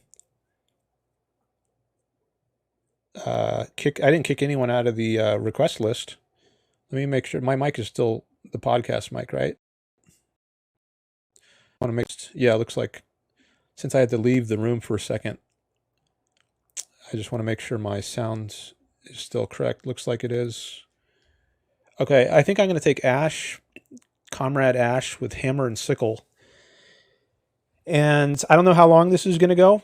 So maybe Funny D Valentine, I will give you next priority if I am still live streaming. I don't know. Like, if this call is going to go for a long time, it might be my last call. But if I still am up for taking another call after I'm finished with Ash, then I will take your call first. I'll give you first dibs because you've been there a long time. Okay.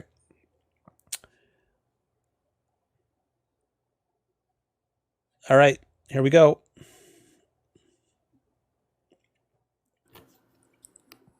Hello. Hello. Hi, Ash. Comrade Ash. Yeah. All Hello, right. Comrade Dan. What did you call me? Comrade what? Comrade Dan? Comrade Dan. Okay. Mhm. Well, I don't know if I want to go by comrade, but I won't make a big deal of that. Chairman, maybe? Airman? Chairman? Chairman? Oh, like Mm-hmm. Chairman Mao? That has kind of like, Oh, I don't know. You give me communist vibes with these titles. Uh, Commissar Dan? Commissar? No, these aren't working for me. We need Okay. something like capitalist Dan, or I don't Okay. know, Sir Dan? Sir Dan, Lord Dan? Lord. No, that's like feudal. That's Yeah, it's anti-capitalist. Esquire? No, Too academic. what was the last one?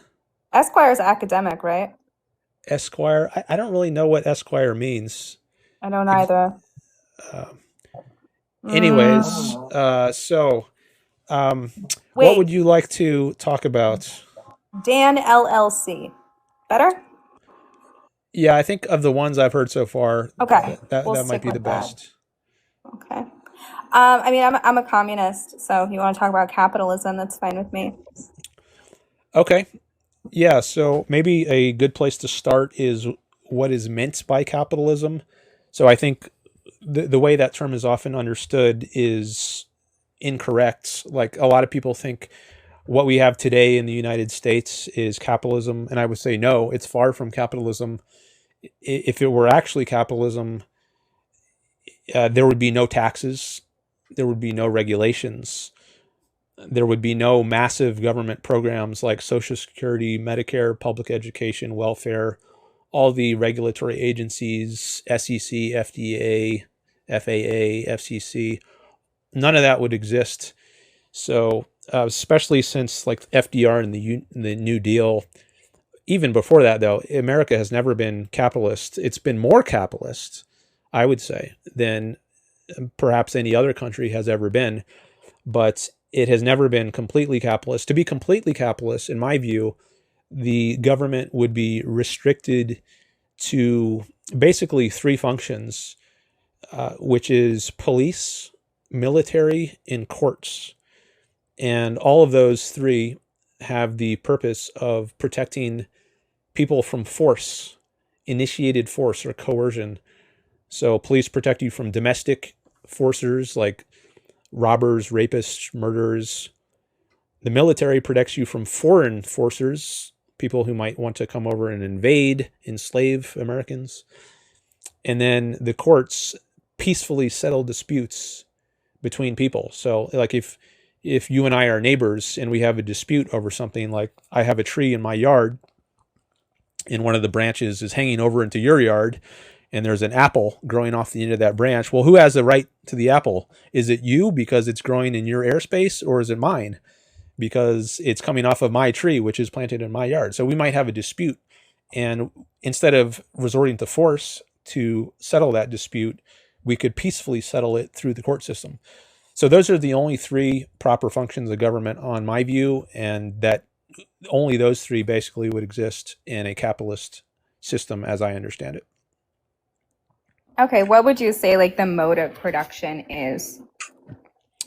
The mode of production, I know that's a term that's used a lot in discussions about capitalism versus communism or socialism. Like, who owns the means of production? Sorry, I got a spider here. I'm trying to kill. Um, I don't think spiders have rights. Um, that's a separate issue.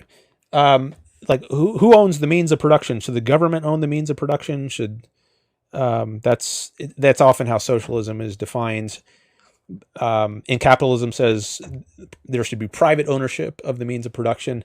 I don't really like this term means of production as because what does that mean? Like, what is the means of production? Like, is it's often taken to be capital in a factory, like a textile loom, for example. Um, I've just been reading about the Industrial Revolution, so that's an example on my mind. It's one of the early industries that became mechanized. Um, the goods that are used to produce other goods in a factory is often considered to be the means of production, but those what are the means of producing those means, right? It took human ingenuity, human mind, creativity, like people like James Watt, who invented the steam engine, or Thomas Newcomen, who came before James Watt, and then James Watt improved on Thomas Newcomen's invention. So it's really the human mind that is the fundamental means of production. And who owns the mind? Well, you have a mind, I have a mind. I think we each, if you want to use the term own, we own our own minds. Like I don't own you, including your mind. You don't own me. But I think if you want to use this term means of production, maybe we can do that. But I think that might get us into a discussion of what is the source of wealth. And I think fundamentally it's the human mind that is the source of wealth, because we use our minds to reason. I mean, this amazing technology we're using right now, the internet and the computers and all the software that goes into making the conversation like this possible, that took a tremendous amount of reasoning, which human beings are uniquely capable of among organisms like dogs and cats, or hippopotamuses and giraffes. They can't come up with stuff like this. They just go through the same cycles, millennia after millennia. They can't progress in the way that human beings can, because they have a different sort of minds, or different sort of consciousness. And if we really want human beings to do well and flourish, I think we need to have a system in which their means of production, their minds, are left free to function, and they're not being coerced. We can get into that more, but this is just a long monologue about this phrase, means of production. But maybe I should, instead of going on further, I should just pause and come back to you. Do you remember the question I asked you? Let's see. It was something about means of production, or mode of No. production, like who owns the means of production, or something like that. Please remind me. No. Sorry, I don't remember exactly what it was. All I said was, what is the mode of production? I Oh, said like okay. 4 words, 5 words maybe. Yeah, there's a great imbalance here in the amount of words we're speaking, which is not necessarily a bad thing. I think sometimes I do much less talking. Sometimes I do a lot more listening. Like in my last TikTok live stream, it was not quite the reverse of this, but I think the guest I had on actually might have done more talking than I did. But I don't have a specific preference on it always going a certain way. I mean, if I have something to say, I'll say it. And sometimes I have a lot to say, which I think is relevant. But I want to, I do want to give you a chance as well. So let me make that segment shorter and come back to you now and see what you want to say. I just want to know, what is the mode of production? Okay, I'll be very brief. The human mind, to be fundamental about it. The human mind is the mode of production of the United States economy. That's the fundamental. So you need to implement. So this is something that I think Marxists often, well, maybe always get wrong. They don't appreciate the role of the mind, and so they see someone like a CEO as a parasite, and they don't appreciate the intellectual role that a CEO has in a business. I think it's the manual laborers on the assembly line. Those are the ones who are the real producers of value. And Ayn Rand turns that view on its head and says, actually, it's the intellectual, the intellect, which is the most valuable part of the process of production. You need both. You need both the CEO and the workers and all the middle managers, everyone in between. But the ones who produce the most value, the hardest to replace, are not the people on the assembly line. It's relatively easy to swap them in and out because it's relatively unskilled labor, but it's much more rare to find someone with the gifts like a Jeff Bezos to run a humongous company like Amazon. That's a very rare thing to find, which is why I think they get paid much more. I think they're worth much more on the market. So it's the human mind fundamentally, but that also has to be implemented in practice through various mechanisms, including workers. Mm-hmm. That was certainly a response. Listen, why do you think that the United States is not capitalist? Like, can you justify to me that we do not have a capitalist mode of production in the United States? Well, I said something about that at the beginning when I was saying what I take capitalism to be. So I could repeat some of that, or if you remember some of what I said. And I remember. okay, so do you want to address what you remember? Yeah, I want you to go like further into detail why you believe that the United States is not capitalist, because capitalism is very simply the private ownership of the means of production for profit. That is the mode of production of the United States. So the United States is capitalist. And when people refer to a mixed economy, what they're actually referring to is a mixture of different types of liberal policies or liberal takes, different types of liberalism of capitalism. I'm sorry, my brain is melting a little bit here. I do think that we should file a class action lawsuit against you. But do you understand what I'm saying? There is private ownership of the means of production in the United States. So whether or not there are social programs is irrelevant. Okay, well, I don't agree to that. So I don't know if we should get into a debate about what the word capitalism means. I could just describe the system I support as I have done, and we could argue whether that's a good system. That's a separate issue from whether capitalism is a good label for it. So do you want to have the debate about the label, or you want to debate the actual system that I'm talking about? I actually just find it concerning that you don't think that the United States is capitalist. I mean, what do you think the United States is if not capitalist? I think it's a mixed economy. That's what how Ayn Rand describes Mixtures it. of Of what? freedom and coercion. So if we're Of not freedom like, and coercion? yeah. So if we were a totalitarian state like Nazi Germany or Soviet Russia, I would not call that a mixed economy. That would be like all the way towards the like 100% coercion, or at least a huge amount of coercion. Now, the system that would be 100% freedom on the opposite end of the spectrum is the one I described when you first asked, or when I first was describing what I mean by capitalism, a system where the only functions of government are police, military, and courts. And I'll add now that those functions will be funded by voluntary means, not by taxation, because taxation, at least on the way many people understand it, is a system of compulsion. You are coerced under threat of jail to contribute money to the government when you're taxed. So I don't think there should be taxes. I do think there should be government, but it should be funded by voluntary means. So that's what I take. And the only function of government is to protect people from the initiation of force. So when the police use force, they're using retaliatory force. So if someone wants to mug me on the street and then police arrest that person, they're using force, but it's because that person first used force against me. So the police are using force in retaliation. Retaliatory force is fine. What I oppose is initiating force. But that's all that the government should do, basically, in a capitalist system, as I understand it. And we're far from that today. We're nowhere near that. Do you believe capitalism under what you have described has ever existed? No. Okay, so Different we've never systems have been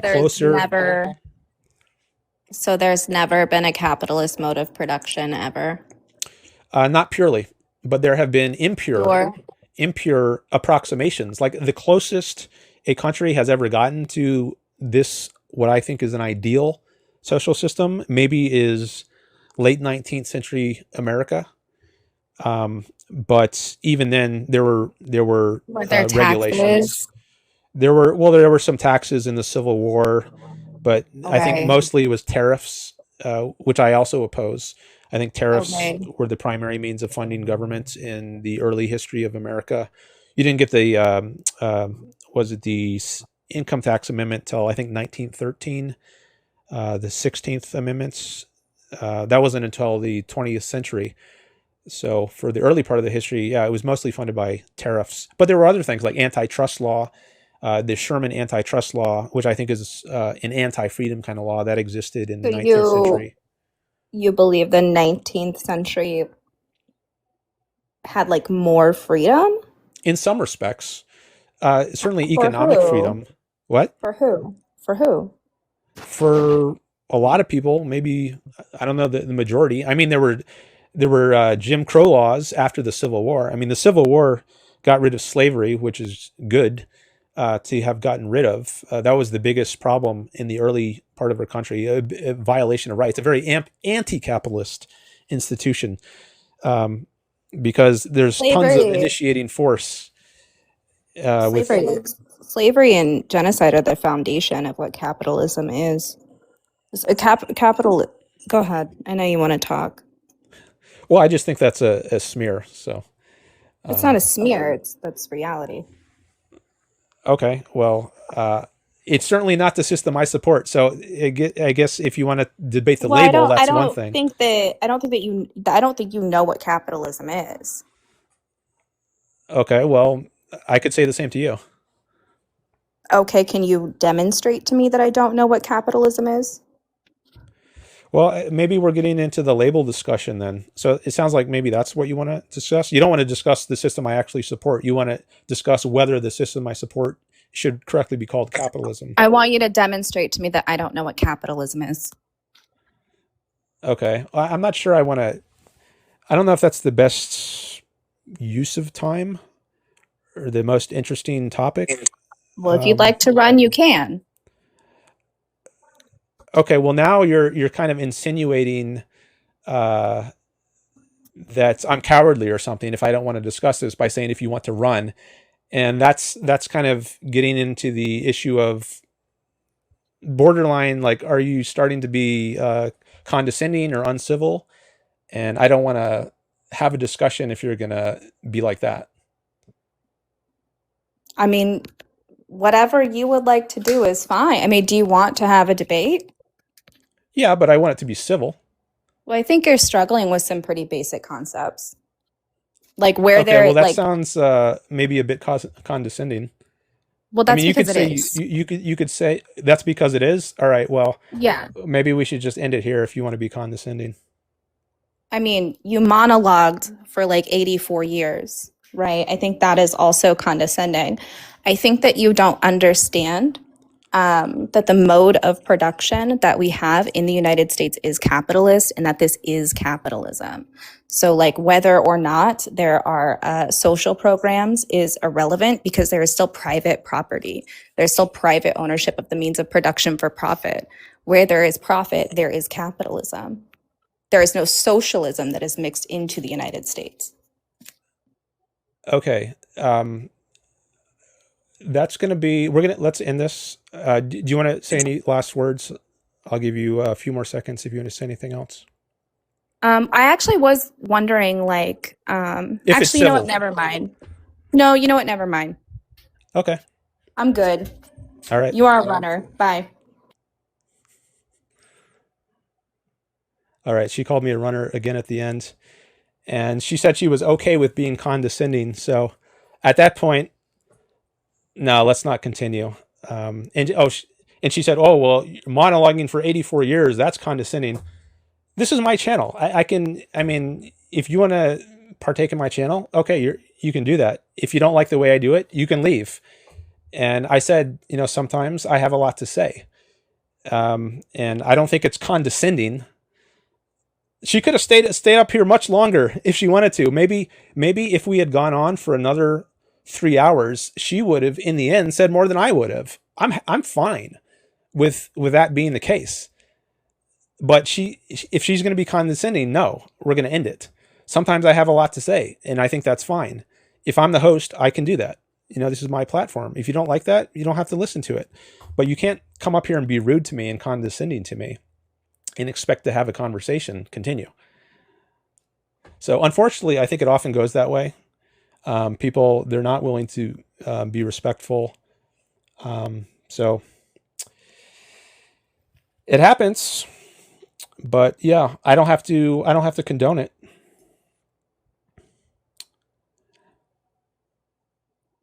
Yeah, we could have had a much longer conversation. She could have said much more, but not if she's going to be condescending.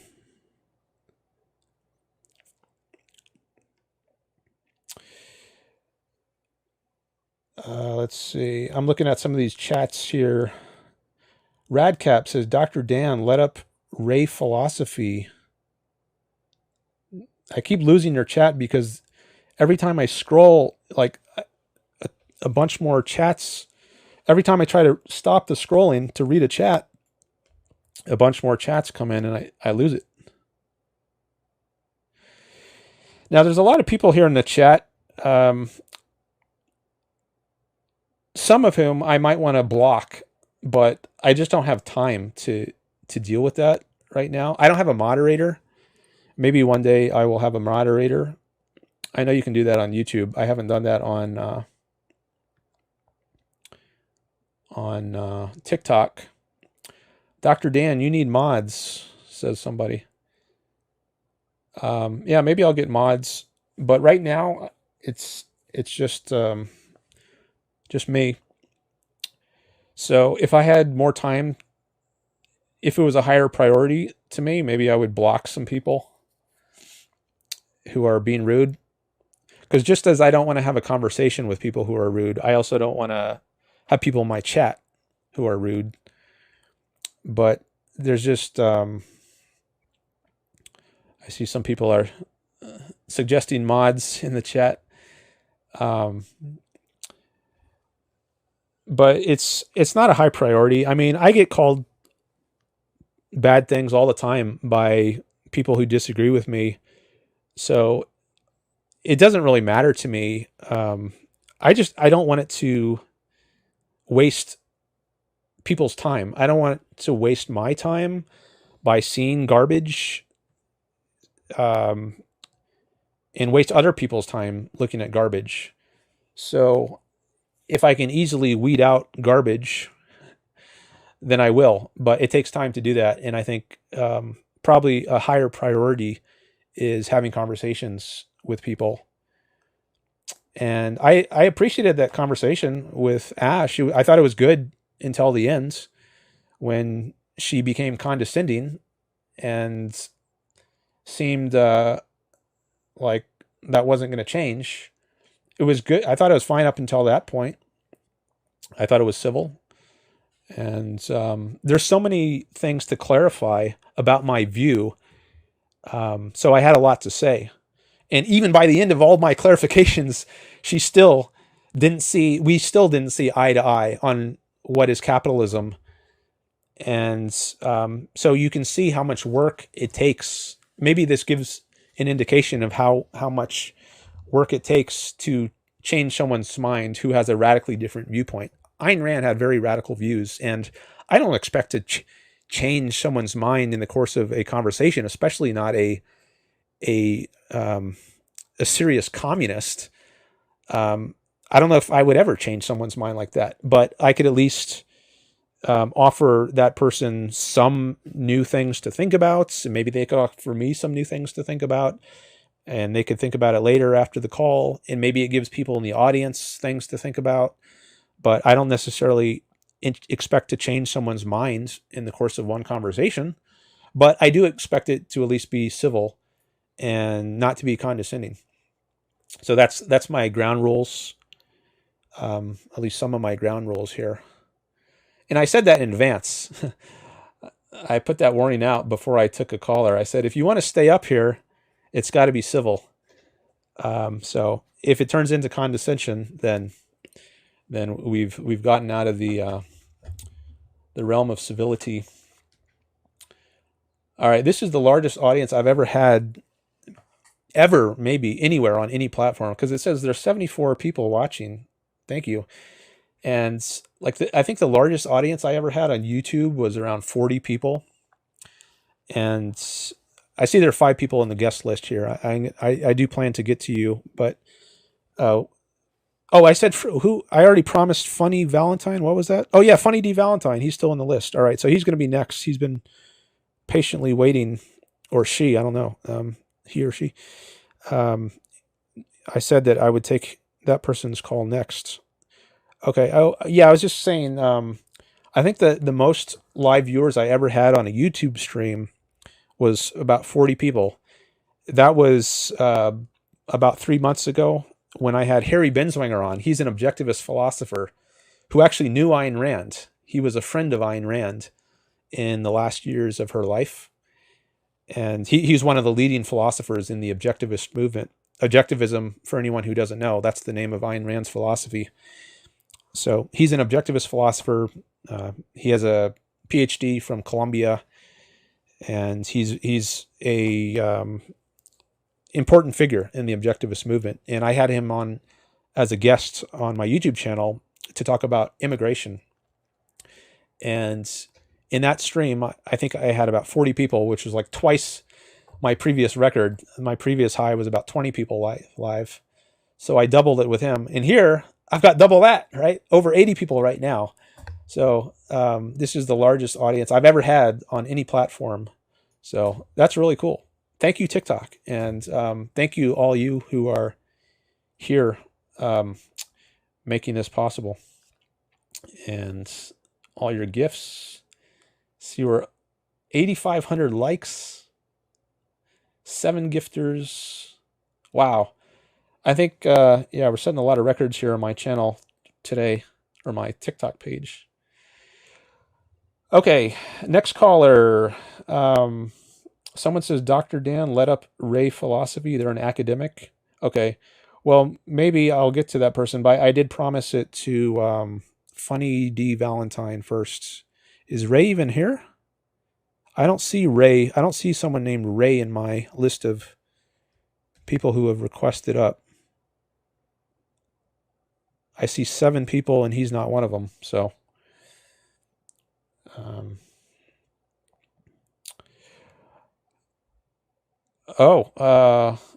let them up. It's okay, says Funny D Valentine. Well, you're the one I was going to let up next, but Ray is here? I don't see Ray. Are you giving up your spot for Ray? I was willing to go to you next. All right, maybe I don't see a Ray in my chat. Does he go by a different name in... What is his name on TikTok?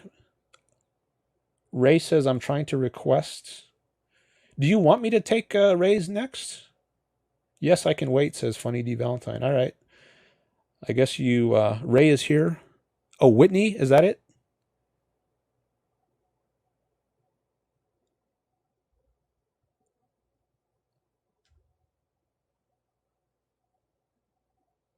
Whole chat wants to talk to Ray. Is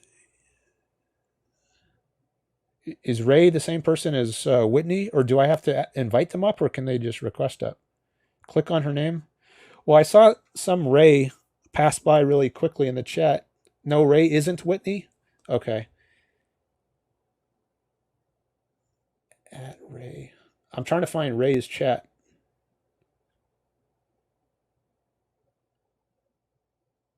I guess Ray could just type something new in the chat. I only saw it once, and now there's like a million new chats. And I can only see like 4 chats at once in this tiny window here. Ray, can you type something in the chat? Make Eduardo the moderator and he can invite her. Oh, Dr. Ray is a...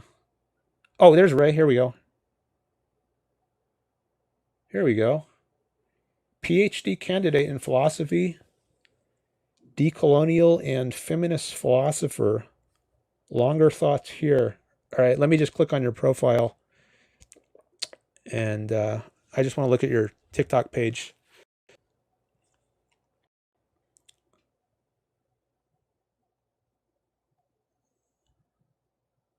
All right. Okay. I'll take your call. Did you request? Oh, there you are. Okay. Let me just get my water and then I'll bring you on.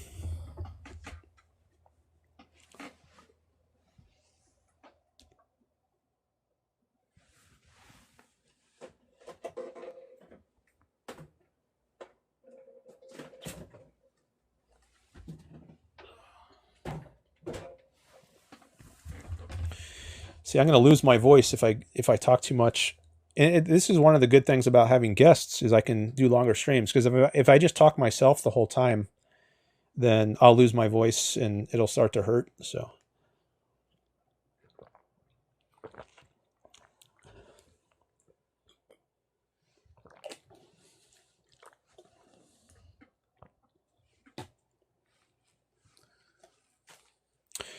All right, let's bring on Ray.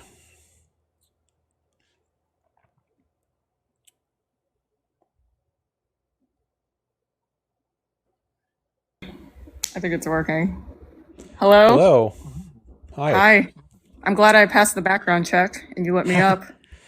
Yeah, some people had pretty empty profiles, but you had more content than most. So you go by Ray? Yeah. And you go by Dan? Yeah. Yeah. Okay, so you're a doctorate? You have your PhD in philosophy? Yes. Okay, cool. What did you if I can ask, what did you do your dissertation in? On physicalism. So the mind-body problem. Okay. Physicalism is the dominant view among philosophers of mind these days on the mind-body problem. Oh, okay. I'm explaining partly for the audience.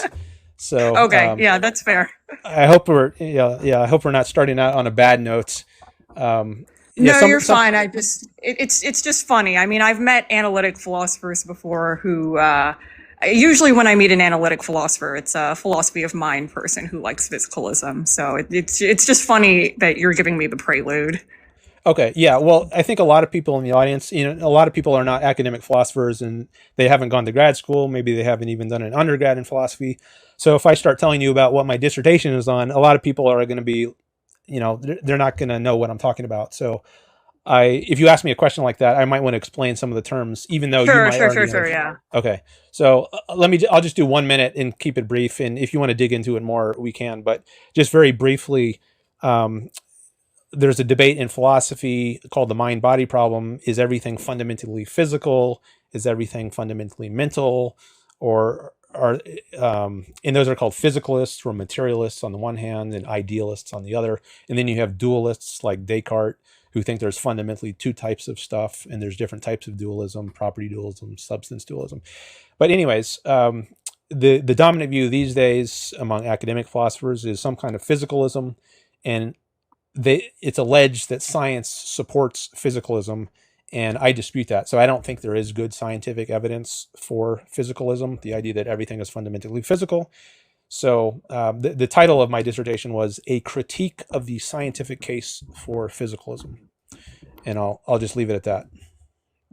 Well, I earlier I was just saying I know because, I had the sense from the way you were responding to Ash, and the centering of the mind, I could tell we were going to have some differences. So I was just curious because, the way you talk about some of these issues, you sound more like a philosopher of mind as opposed to a political philosopher. So I was curious to learn what your background is. That's interesting. I haven't heard anyone say that before, that I sound more like a philosopher of minds. I think a lot of people, they don't know at all like what kind of philosopher or philosophy backgrounds I had in, or I had in grad school. But anyway, I'm curious to learn a little about you, if you don't mind. Like what do you? Well, you said, I guess it said a little on your TikTok page. Yeah, I mean, I think all my, I do political philosophy, and I do it in lots of different ways. I take a feminist approach sometimes, a decolonial one, a Marxist one. Sometimes those things come together because I think it's important to look at the totality of a system. So, I could say a lot more about it, but I'm going to leave it there. Okay. So, is there anything in particular you were interested in discussing? Well, I wanted to, because I see that you're an objectivist, right? So, it's interesting. I'm a Marxist now, but back in the day when I was in college, I did a program at George Mason Maybe you're familiar with them, but they have a very strong economics program in the Austrian school, right? So very strong libertarians. I think a lot of the folks there in the policy program would agree with a lot of the ways that you've talked about, you know, the definition of capitalism, the need to get rid of regulation, so on and so forth. And, you know, I thought a lot of these people were really smart people, really smart libertarians, you know, nothing like the Gary Johnsons of the world or anything like that. So I had a lot of respect for them. But, and I felt I had a lot in common with them too. You know, I liked that they were anti-intervention in foreign policy. I liked that they were pro-immigration, pro-choice on the issue of abortion. But, you know, there were things that I found really troubling. And one thing was, you know, I had this great conversation with a scholar who said, there's a big problem with the TSA. I just flew today, so flying's on my mind. And the problem with the TSA is that they don't catch terrorists. I'm sure you know the statistics that they've actually caught 0 terrorists since their inception. And, you know, a lot of people who have tried to test the TSA have found they have a very high failure rate, something like 90%, right? So I'm really opposed to government surveillance as a Marxist. And I asked this person, you know, what it is that we have to do to solve this problem. And what they said was we need to deregulate the airline industry altogether and privatize all of the airlines. And my problem with this brand of libertarianism is I don't know how you can deal with the problems of externalities relating to social justice or collective safety. All right. I'm taking some notes here. So if you're defending Ayn Rand, you know, people in the chat I think are not understanding what it is that I'm getting at here. But, you know, I think they want me to say what debate topic here is in question. But if you're defending Ayn Rand and capitalism, and I understand your definition of capitalism to be, you know, the libertarian definition rather than the Marxist one. So I'm going to just grant that for now. But, you know, even so, it seems very undesirable. And that's one of the ways in which I think it's undesirable. So what would you say about those kinds of externalities? Okay. Externalities. Well, I think the most common example of an externality is pollution. So I'm not sure what you had in mind. I wasn't really thinking of that term. I don't even know if that's a valid concept, actually, and maybe we can get into that. But what were you thinking is an externality in the example you gave? In particular, I mean, let me say it a different way. I worry that the sort of objectivist or just broadly libertarian approach to deregulation causes a lot of other problems. So I understand, and you can tell me if you don't think about it this way, but I understand libertarians to value the importance of liberty. It's in the name. I worry about other values relating to social justice or even just, you know, the common good of safety. As per the example I just gave relating to airlines, right? So I'm presenting that as a kind of case study for you, right? So let's focus on that case study. You know, the libertarian answer to the problem of TSA, and I think a lot of us can agree that TSA is a big problem because it doesn't work, and it has done none of the things that it's supposed to be doing. But the libertarian solution to that is to privatize the airlines. And I think that there are problems with that on a meta level. You know, the value of liberty might get outweighed by other values. Okay. So first, I think I want to say, I want to distance myself from the term libertarian. So people often call me a libertarian, and but I don't call myself that. I don't use that label. Ayn Rand rejected that label, and there's a kind of hostility Oh, between. hey, I'm sorry. Hey, Dan, I'm sorry to interrupt you. Someone is cursing me out in the chat, and I'm not actually going to debate if people are using derogatory language towards me. So if I see that again, I am going to leave. So you can make a decision about how to handle that. Okay, let me take a look. I haven't been looking at the chat because it's hard for me to look at the chat and also do a call. But let me see if I can find what's causing the problem. Well, someone just called me a bitch in the chat, and so I'm just not going to tolerate that because I'm trying to Okay. have, like you said, a civil conversation. And if someone's saying that in the chat, I'm not going to do this. Okay, let me just find that person, and then I guess I can block that person. When I don't know if you can remember the name or how long ago it was. I'm looking for it. Maybe I can do a search. I'll do a find. I'll do a Control F or a Command F. Well, Juju's telling me that I don't deserve respect and I should just leave. So, I mean, honestly, I kind of retired from TikTok Live. So, if this is like in a disrespectful chat, I might just go. Well, I've never done this before, so I don't like. I Yeah, have that's no okay. I'm idea. not blaming you. I'm just giving you an FYI. Okay. Well, I mean, if you're not comfortable here, you're. I don't want you to be uncomfortable. So, I'm sorry if you have to leave. I was enjoying the conversation. No, Maybe. that's okay. Uh, yeah, I don't. I'll see how this goes, but I will leave if lit keeps doing that. So let me say to lit, you need to stop or I will leave. Okay. I'm looking for someone named Lit. I don't even see. That's okay. You don't have to block. I mean, if they keep acting this way, I'm just going to leave, and then it seems like people want to watch this conversation, so I guess lit can ruin it for everyone if they want to be disrespectful in the chat. So don't worry about it, Dan. It's not on you. Don't worry about it. Okay. I mean, you can be rude to me too. So I'm just I'm totally ignoring the chat pretty much. But yeah, as I said, if you're not comfortable, I understand. So I hope you're willing to stick around. But if you're not, that's fine. All right. So let's continue as far as we can. So I was going to say that. Oh yes, Ayn Rand distanced herself from the label libertarian, and there's been some hostility historically between objectivists and libertarians, which you might not know about if you're not really part of the movements. It might seem like inside baseball, but she had some very strong words for the libertarians. She called them hippies of the right.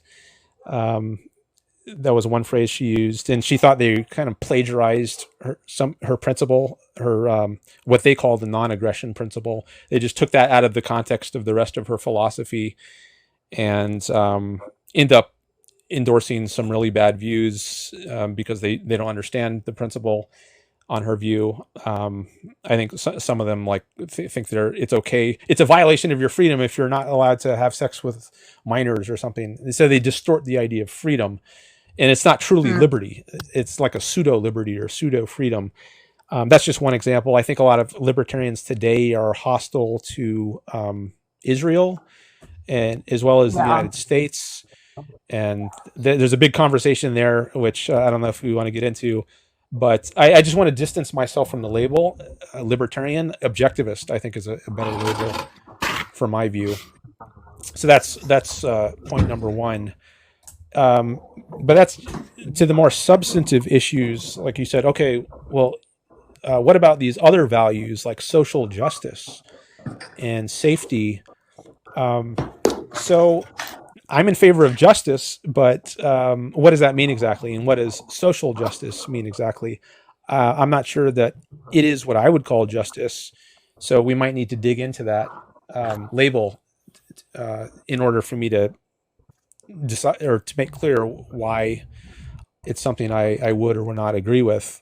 And you raised the example of the TSA. So I will just say I do think that the airline should be deregulated, and I think we would have a much better flying experience if we did have a free market in the airline industry.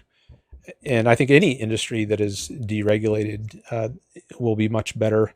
I think that a reason we've seen so much progress in the tech industry with things like AI is that it hasn't been regulated. Now, I think some people would like it to become regulated or more regulated than it is, but I think that would be bad for progress and a violation Well, of let rights. me ask you. I mean, I guess then this is my question. If we deregulate something like airlines, let's just talk about airlines because I think it illustrates the point. If we deregulate airlines, I think that airlines would probably become a lot more unsafe. That's what I think. So let me ask you, is it that you think that's a fact? One, do you think that's a factually incorrect statement? Two, do you think it's factually correct, but you simply think that the value of liberty is more important than the value of safety? Or is it three, that you advocate some other action that you think will solve the competing value of public safety in this case? Okay. So on the first question, no, I don't think it is the case that it would be less safe if it were unregulated or deregulated. I think it would likely be more safe, actually. Okay, so tell me why. Well, there's competition, and I want to fly on safe airlines. I assume you and basically everyone, unless maybe you're Evel Knievel and you get some thrills from doing dangerous things, or at least for the vast majority of people, I think the market signals are going to be give us safe airlines. I'm going to give you, all things being equal between two airlines, if one is more safe than the Sure. other, I'm going to take Okay, so tell me what that looks like in practice. Like, flesh out for me what, market signal. I understand what you mean by that in the abstract, but what does that actually look like in its concrete form? What's an example of a market signal in this particular case? people choosing what airlines to buy. Like I'm Sure. going to Okay. be. Yeah. So then how do people know which airlines are safer versus which airlines are less safe? There could be various market rating agencies with like right now we've got reviews on Amazon, reviews on Yelp, consumer reports, or consumer Okay, reviews. so how do the rating agencies determine which airlines are safer and which ones are less safe? Well, I mean, people who work for these rating agencies or anyone who flies once. I mean, once you take a flight, you can say how it was afterwards. Like Airbnb, you can do a review, or every time you take an Uber or a Lyft, you can do a review and give it Okay, a number of so stars. okay, so what, in my mind, the most catastrophic form, and I think this is what all people who fear airlines fear. They fear that something really catastrophic is going to happen in the plane. Maybe like it'll crash and burn, it'll explode, whatever, a wing comes off, maybe the door comes off like that Boeing flight a couple years ago, and everyone on the flight dies. Or maybe not everyone, maybe one person dies. I would find that to be a tragedy in and of itself. I think that is the concern with airline safety, right? I find it very binary. It's not like cars where, if you have a car accident, you could be, injured, you break an arm, break a leg, whatever. Airline's not really like that. It's either you live or you die, right? It's very binary. So I think, those kinds of market mechanisms do not work in the case of airlines. Because the people who would make those bad reviews would be dead. And even if other people on the airplane were to survive, they would be traumatized. They would already be suffering from a violation of their right to safety because they're traumatized from whatever catastrophic event caused a person to die on the plane. And to me, that is an unacceptable form of risk. I think what you're advocating for here requires a tragedy to occur before the market mechanisms can kick in. Okay, well, there have been tragedies, and the airline industry is regulated now. So I don't think having regulations is any guarantee, certainly, against having there be tragic accidents. And it's certainly not good for business if your customers are getting killed. I mean, it makes national news, sometimes international news, if a plane goes down, because it's a terrible thing. It's a tragedy, and I think people think twice about whether they want to fly on a given airline if there is some tragic accident. So I think there are definitely market signals that would push people in the direction of safer flights and incentivize companies. I mean, it's a PR disaster for an airline. They can lose tons of money. Their stock value can plummet if they have a disaster like this. So they have a very strong incentive, a self-interested Sure, incentive, but not. let's be a little bit more, let's be a little bit more specific here, because when you look at the ledger for a major airline company, right, there's going to be gains and losses, and every company decides there's a certain level of losses that are acceptable, because at the end of the day, what they want is more. They don't want maximal profit. They simply want growth. They want more profit than what they had before. And so what they want is for the gains to outweigh the losses, and over time, they'd like the gains to be bigger than the losses at a greater rate over time.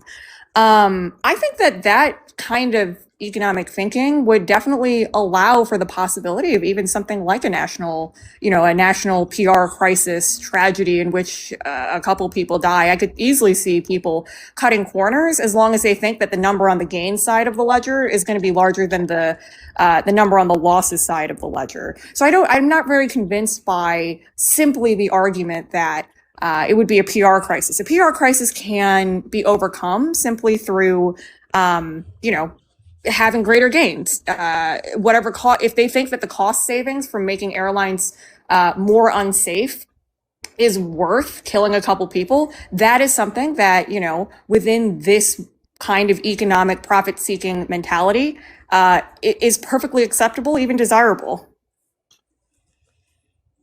All right.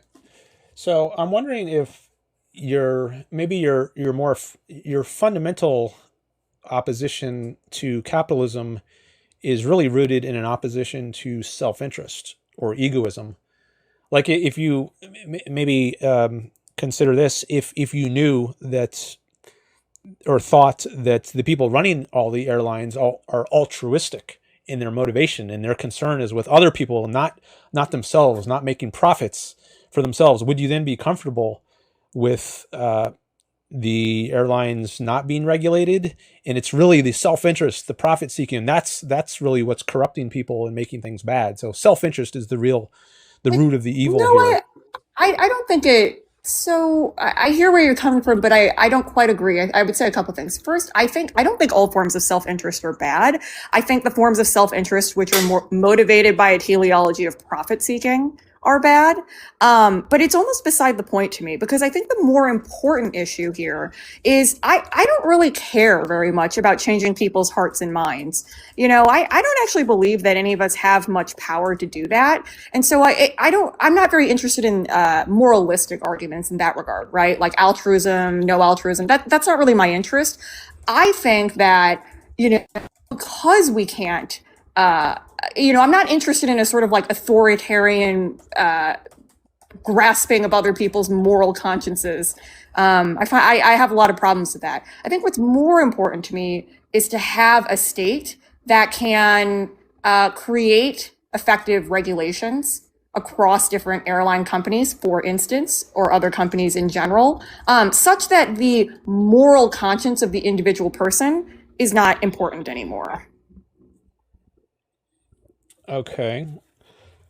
So in other words, I don't really care if people are morally motivated to do things. At the end of the day, I think that we can get people to do the right things at scale if there are the proper, I think you'll relate to this, if you have the proper incentives for them. And the incentive structures need to be created by massive regulations. Massive regulations. Love regulations. You love regulations. All right. Oh, yeah. So I'm interested in exploring your view on the irrelevance or your lack of concern for the moral aspect here. You say you're not really interested in moralistic arguments, so would that mean like you're in principle you're okay with a system that's immoral? No. Let me make that clear. The way I'm using the way moral is very specific, right? I'm using it to refer specifically to something like the motivations of a moral conscience. So I'm not interested in like the morality of individuals, but certainly I'm interested in like normative claims, right? Like I think there's certain normative systems that are preferable to others. Okay, and you did mention social justice before as a concern, and I Right. think justice Yeah, is a yeah, yeah. moral Oh, issue. justice is a normative and an ethical issue, but it's not a moralistic issue. Okay, so you're drawing a distinction between moralistic and moral. Uh, I mean, they're kind of in the same bucket for me. I think it's maybe like a little bit easier for people to understand when we talk about it as moralistic as opposed to moral. I mean, I'm just simply saying that I'm not really interested in the moral conscience of individuals as individuals. I'm interested in, creating, sure, like systems that are just and normatively appealing and desirable in various ways. But I don't care. Like, I don't care if the individuals involved in the system agree with the justice that the system involves. Justice is an objective concept. I don't care if the individuals are invested or persuaded. I have zero interest in persuading people to my moral position.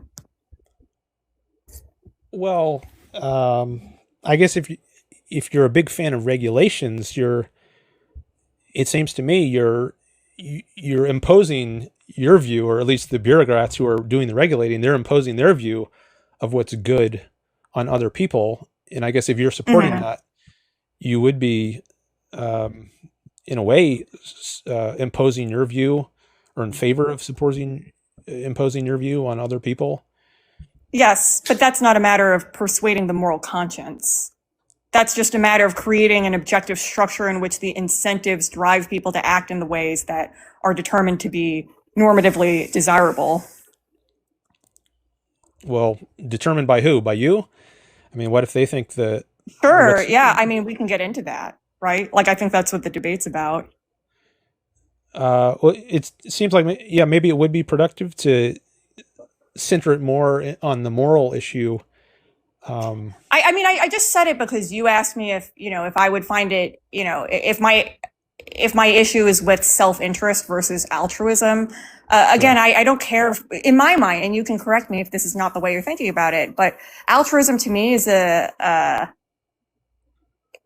picks out the motivations of an individual. And again, I don't care about things that register. I don't care about whatever people's individual motivations are. So I don't have an interest in making people more or less altruistic, because I think the issue is ultimately political rather than purely ethical or moral. It's, what did you say? Individual rather than ethical or moral? No. Sorry, I don't know what part you're responding to. I didn't understand the last point you said. You said you're less interested in something being, I thought maybe you used the word individual rather than it was, you're more interested in something rather than whether it's ethical Politics. or moral. I'm more interested in the political system of governance as opposed to the moral motivations of individuals. Okay. So I think politics is downstream from morality or ethics, and the kind of political system one supports is an outgrowth of the moral view one holds. Like, if you think a certain system is good or bad, a certain political system is good or bad, well, those are ethical terms, good and bad. So we first need to be clear on, what do you mean by good and bad? So if you're going to argue, for instance, regulations are good or moral, maybe you wouldn't use the term moral, but at least good, well, that presupposes an understanding of what the term good means. But I suspect we're likely not yet on the same page about that. Well, I agree with you. Of course, I agree in terms of, yeah, we need it. That's what I mean in the difference between the normative and the moral. Yes, of course, we need a normative basis for evaluating good and bad. I mean, certainly we've been making normative claims the whole time here. Sorry, I'm getting distracted by people being racist to me in the comments. But stop being racist, people. Don't be racist. This guy keeps telling you to insult my Asian ethnicity. So, yeah, you can put that on your list of things to do. I don't know if I can see this. Like, I will probably try to post this on TikTok or YouTube later, but I don't know if it preserves the chat. If it does, I could see who the people are who are making rude comments, and I can ban them. No, it doesn't show up when you put it up on YouTube. Okay. Well, I guess I could look more at the chat, but it's hard for me. Then it's going to be harder for me to follow the conversation. But if you would like me Yeah, it's to, no, you're good. I just wanted to call them out so they'd go away. okay. Where were we at? Yeah, of course we're making normative claims. Let me try to remember what you just said about morality. Right. Okay. So I agree with you on that point. I think the piece that I think we're not on the same page about is I tend to think of ethics and politics as co-constitutive with one another. So I don't think there's a linear direction. You said that, politics is downstream of ethics. I think there's a lot of ways in which it goes the other way as well. And I think they have a not a cyclical relationship, but a co-constitutive one. Okay. Well, that's I think that might be an interesting thing to explore. I haven't heard that term co-constitutive before, so I'm not sure exactly what you mean by that. But I will say I do think that ethics applies even if you're alone on an island. I take ethics to be the study of how you should act, and I think that would be a relevant thing to know, even if you're alone. I don't see ethics as fundamentally. I think many people do. I don't agree with that. Hey, Dan, you cut out. You said ethics is not fundamentally what? Social. Okay. In my view, although I think many people do see it that way. They think ethics is fundamentally about how you relate to others, and I think many people take ethics to be equivalent to altruism, actually, which is certainly I don't agree with that. But I think ethics would apply even if you're alone on an island. So, like, there are certain things that are good for you to do or not good for you to do. If your goal is your own life and happiness, which I think is the proper goal of ethics, one's own life and happiness, and certain things are gonna, like, if you're on an island and you need food, clothing, shelter to survive, and maybe one day a boat will pass by and you can hitch a ride back to civilization. If you crashed ashore, you're a castaway.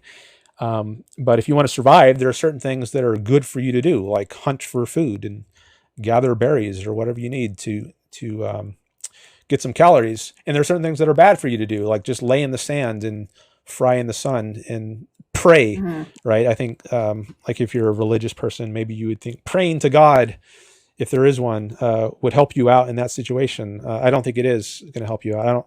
I don't think there is a God. But the point is just that there are certain things that are good for you to do and bad for you to do, even if you are alone. And I think that point it helps illustrate that ethics is not fundamentally a social field. It's fundamentally just guidance for yourself. Now, I think there are implications for how you should relate to others. Like if somebody else joins you on the islands, I think it would be ethical to respect their rights and not coerce them, to interact with them in a voluntary way, not just try to make them your slave. So ethics has implications for how you should relate to others, but I don't think that's at its most fundamental level what ethics is about. So I guess I don't see them as maybe what you would call co-constitutive. I do see politics as downstream from ethics in a way that I guess you don't see it. Yeah, I mean, for me, this story about this Robinson Crusoe-like figure alone on an island, I think it's a nice story, but at the end of the day, my approach to normativity tends to start from the concrete circumstances of actually existing human societies. And so, there's one thing in what you've said that I do agree with, which is that, one thing I hear from what you're saying is that ethics has some important relationship to sustaining survival, the survival of the individual. I would very much agree that survival is, I don't know if it's core to ethics, but it's an important part of ethics. But I think that if we are interested in this matter of survival as a normative, ethical, and so on claim, I think then the question becomes, what is the system? What is the normative system, whether that be ethical, political, or both, that sustains survival best? So I think that's the relevant question here. And I don't think that when we are talking about the issue of politics, let me say it this way, we're talking about the issue of politics, we're already talking about the issue of collectives. Okay, so you can make a case. I don't agree with this case, but you can make a case that ethics starts from the individual. I don't think you can make that case for politics. I think politics is the study of human civilizations and how we get along with other people, in various ways. So, I would agree with you about this notion of survival at the core of normativity. But if we're talking about politics, which is what a system like capitalism is about, I think we need to start our analysis from the concrete circumstances of actually existing collectivities, which means actually existing human societies. Okay. So I'm doubtful that is the best place to start. I often, in many of my videos and discussions, I discuss island scenarios. Like I'll start with one person alone on an island, then I'll bring another person onto the islands in the thought experiments. Maybe you could call them Friday, like Crusoe and Friday.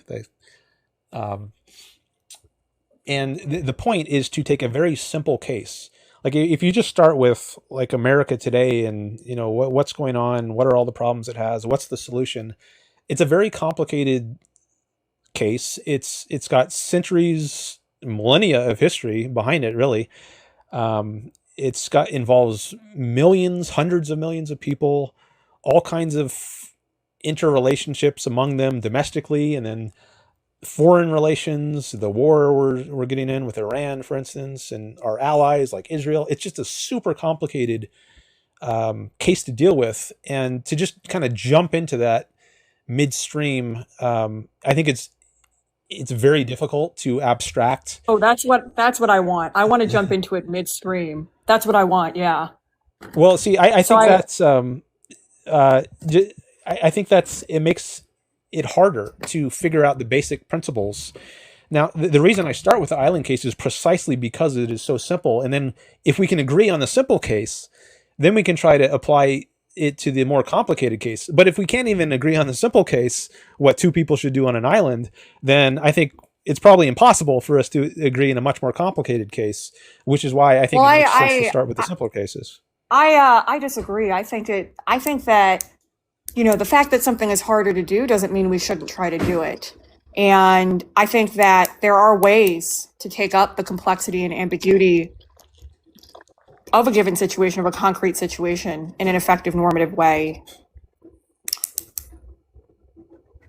Okay. I mean, I think I'm not against dealing with harder cases, but I think it's easier to deal with the harder cases if you can first deal with the simpler cases. Like imagine trying to teach a kid calculus before he even understands arithmetic. I think first he has to learn the much more simple case, and then if he's clear on that, then you can move up to algebra and then eventually get to something like calculus. But I suspect we are not even on the same page when it comes to something like arithmetic. So it seems like it's likely going to be hopeless for us to start talking about calculus, so to speak.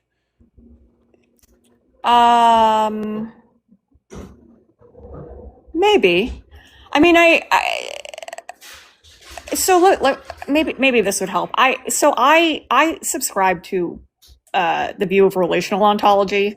So I think that any kind of approach that starts with the simplification to the individual is not going to yield the results that you want. So I think that this hypothesis that starting with the simpler case, which do you mean starting with the individual or starting with two individuals to get to the more difficult cases, which might involve lots of people in a collective, I don't think you can actually scale that up that way. I think you're actually committed to a different foundational set of claims when you move from the individual to the collective that way. And so because I don't think that those normative claims are going to follow from one arena to the next, I think we need to just start with the collective. And, I will say here, I started this by saying, I'm a Marxist. I think that dialectical materialism is the method that lets us start midstream so as to contend with the ambiguity and complexity of concrete circumstances and collective human experience. All right. Well, dialectical Marxism, materialism. I mean, I think that's a really. I haven't studied it much, but insofar as I have learned something about it, I think it's a really misguided approach, but not a fundamental I'm one. sure. So I think Marx depends on Hegel, and Hegel depends on Kant, and Kant depends on Hume, and you can go back through the history of philosophy. Hegel is a departure from the key concepts in Kant. Well, in some ways. Yeah, someone wants me to ask you to define dialectical materialism. I think that might be a good idea. Maybe we should start there. I don't know if that's a good idea. I don't know if I can give you a definition of it. It's been a long time since I've studied any Marx. So, well, I think I do know enough to say I think that's a pretty downstream issue. I think that presupposes a lot of context, which I was just alluding to. Well, why don't I give you a working definition? You can tell me why you think this is downstream, because I don't agree that it's downstream, and I can tell you why, but I want to hear your thoughts. So let me give you a very simple definition of dialectical materialism. Dialectical materialism is a view that starts from something else called historical materialism, which is the view that history proceeds through concrete circumstances. And dialectics is a form of logic that foregrounds contradiction. And so when you put that together, I think the simplest way to understand dialectical materialism is the idea that logic at every level, whether that be formal, whether that be historical, whether that be something else, logic at every level is driven by contradictions and their resolutions. So the Marxist believes that the progression of history, in other words, I think of it this way: the progression of history in terms of social change emerges through resolutions and various historical social contradictions. Now, I think that's a helpful framework for what we're talking about here for a number of reasons. But I liked what you said earlier, that you don't want to start midstream. And I said I do want to start midstream. And I'm very serious about that, because I think the dialectical materialist method lets us start midstream, because we are starting not from abstract terms, but from the actual circumstances of social contradiction. Okay. Well, for one thing, you've been using the term contradiction, and I don't think there are any contradictions in reality. I think there can be contradictions in people's thinkings about reality. They can make mistakes in their mind. They can hold contradictions in their beliefs, but reality itself, I don't believe can be. I don't think there can be, like a leaf cannot be all red and all green at the same time and in the same respect. To think that there could be such a leaf would be to say there's a contradiction in reality. So that's a fair enough claim when it comes to a leaf, but I think it's very different when you talk about human societies. And this is why I say, I think we need to start from the issue of the human collective, as opposed to what you've been calling these simpler instances of individuals on an island, or perhaps, the metaphysics of the color of a leaf. I think when you look at the actual circumstances of human societies, and that's, I think that's what we're debating here, because capitalism is something that exists within actual human societies, or at least it can be. I know you've already said you don't think it currently exists. I think when you start from there, you see actually that there are plenty of contradictions in human experience, and that is, and to me, the reason why I think that can be a part of reality is I take a what's called a process ontological view, right? So I see reality is fundamentally in process. Reality is not one thing, and I can tell you this is a view that is held by. If you look at a global context, you look at philosophers from all over the world, this is the more common view. It's the Anglo-American philosophical context, which is an important context, but a narrow one that rejects this view as fundamental. Okay, so you said you agree that a leaf cannot exhibit contradictory properties, like being all red and all green at the same time and in the same respect. But when it comes to human societies, there could be contradictions. Now, I don't accept that. I don't think there can be contradictions at all in reality. It's like, what? How could there be? Can you give me an example of a what you take to be a contradiction in Sure. society or Yeah, well, I capitalism? mean, sure. So, I mean, we've been talking about Marxism, so I can start there. I mean, one of the fundamental contradictions that Marx sees in capitalism is that on one hand, capitalism promises greater freedom. Uh, it promises, freedom through wealth, through agency, and so on. Marx has a whole thing about this, and I can say more about it. On one hand, on the other hand, capitalism is precisely the thing that accelerates all of the crises that threaten human life. Most, most importantly, right now, ecological crisis. Okay. So, side note about ecological crisis, I think there's a lot of misinformation about that and pseudoscience. And I will recommend you a source someone who knows much more about that than I do, which is Alex Epstein. He wrote a book called The Moral Case for Fossil Fuels, which was a New York Times bestseller. And then his next book, Fossil Future, came out a few years ago. So that's just a footnote to this. So I don't buy a lot of the claims about Wait. I climate just want to clarify catastrophism. what you're saying, because I'm not familiar with the book, but are you saying you don't think climate change is an existential threat? I just want to get this clear. I don't think it's yeah, maybe you could put it that way. I don't think there's a looming catastrophe due to the climate, at least if we're free to use fossil fuels to power things like electricity. We can make our lives adaptable to the climate much better if we do have freedom. And if we do have that freedom, no, I don't think it's a existential or catastrophic threat. Okay. Well, we could talk about that, but I'm going to put a pin in it so that Yeah, we that's don't a get separate. derailed. That's another big Yeah. issue. Yeah.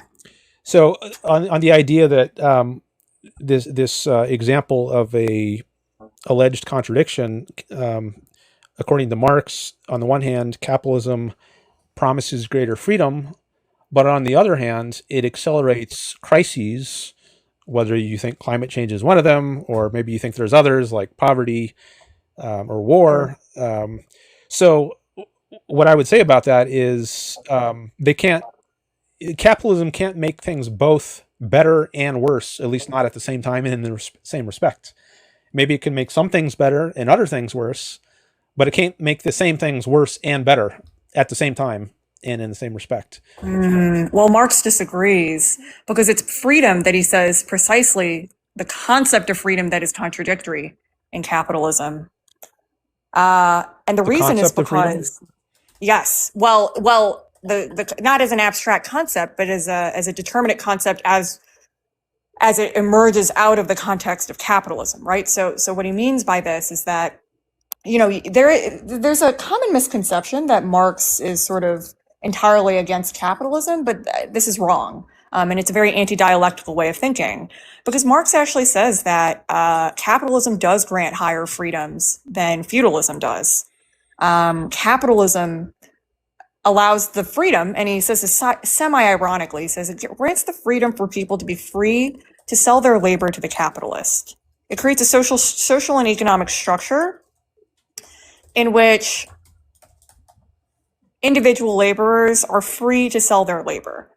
But he says this ironically, right? Because this is a step up from feudalism in one regard, but in another regard, it's a false promise, because you're free to be exploited within capitalism. You can choose who to sell your labor to, but no matter who you sell your labor to, so long as it occurs within the system of capitalism, it will be exploited. All right. So that's the contradiction at the heart of freedom. And it's we have to see these as a process rather than as a static object. Freedom is multiple things at the same time because freedom's always in transition. All right. So on the one hand, you're free to sell your labor, but then you're exploited, so that means you're not free. So there's a contradiction, something like that. Yeah, more or less. Okay. Well, let me see if I can do something with that. You're free to sell your labor. Okay. I think that's true. At least in a certain important ways, you can, yeah. But then you're exploited. Now that's where I would want to put some pushback on that point. I'm sure. Yeah, I I think expect that.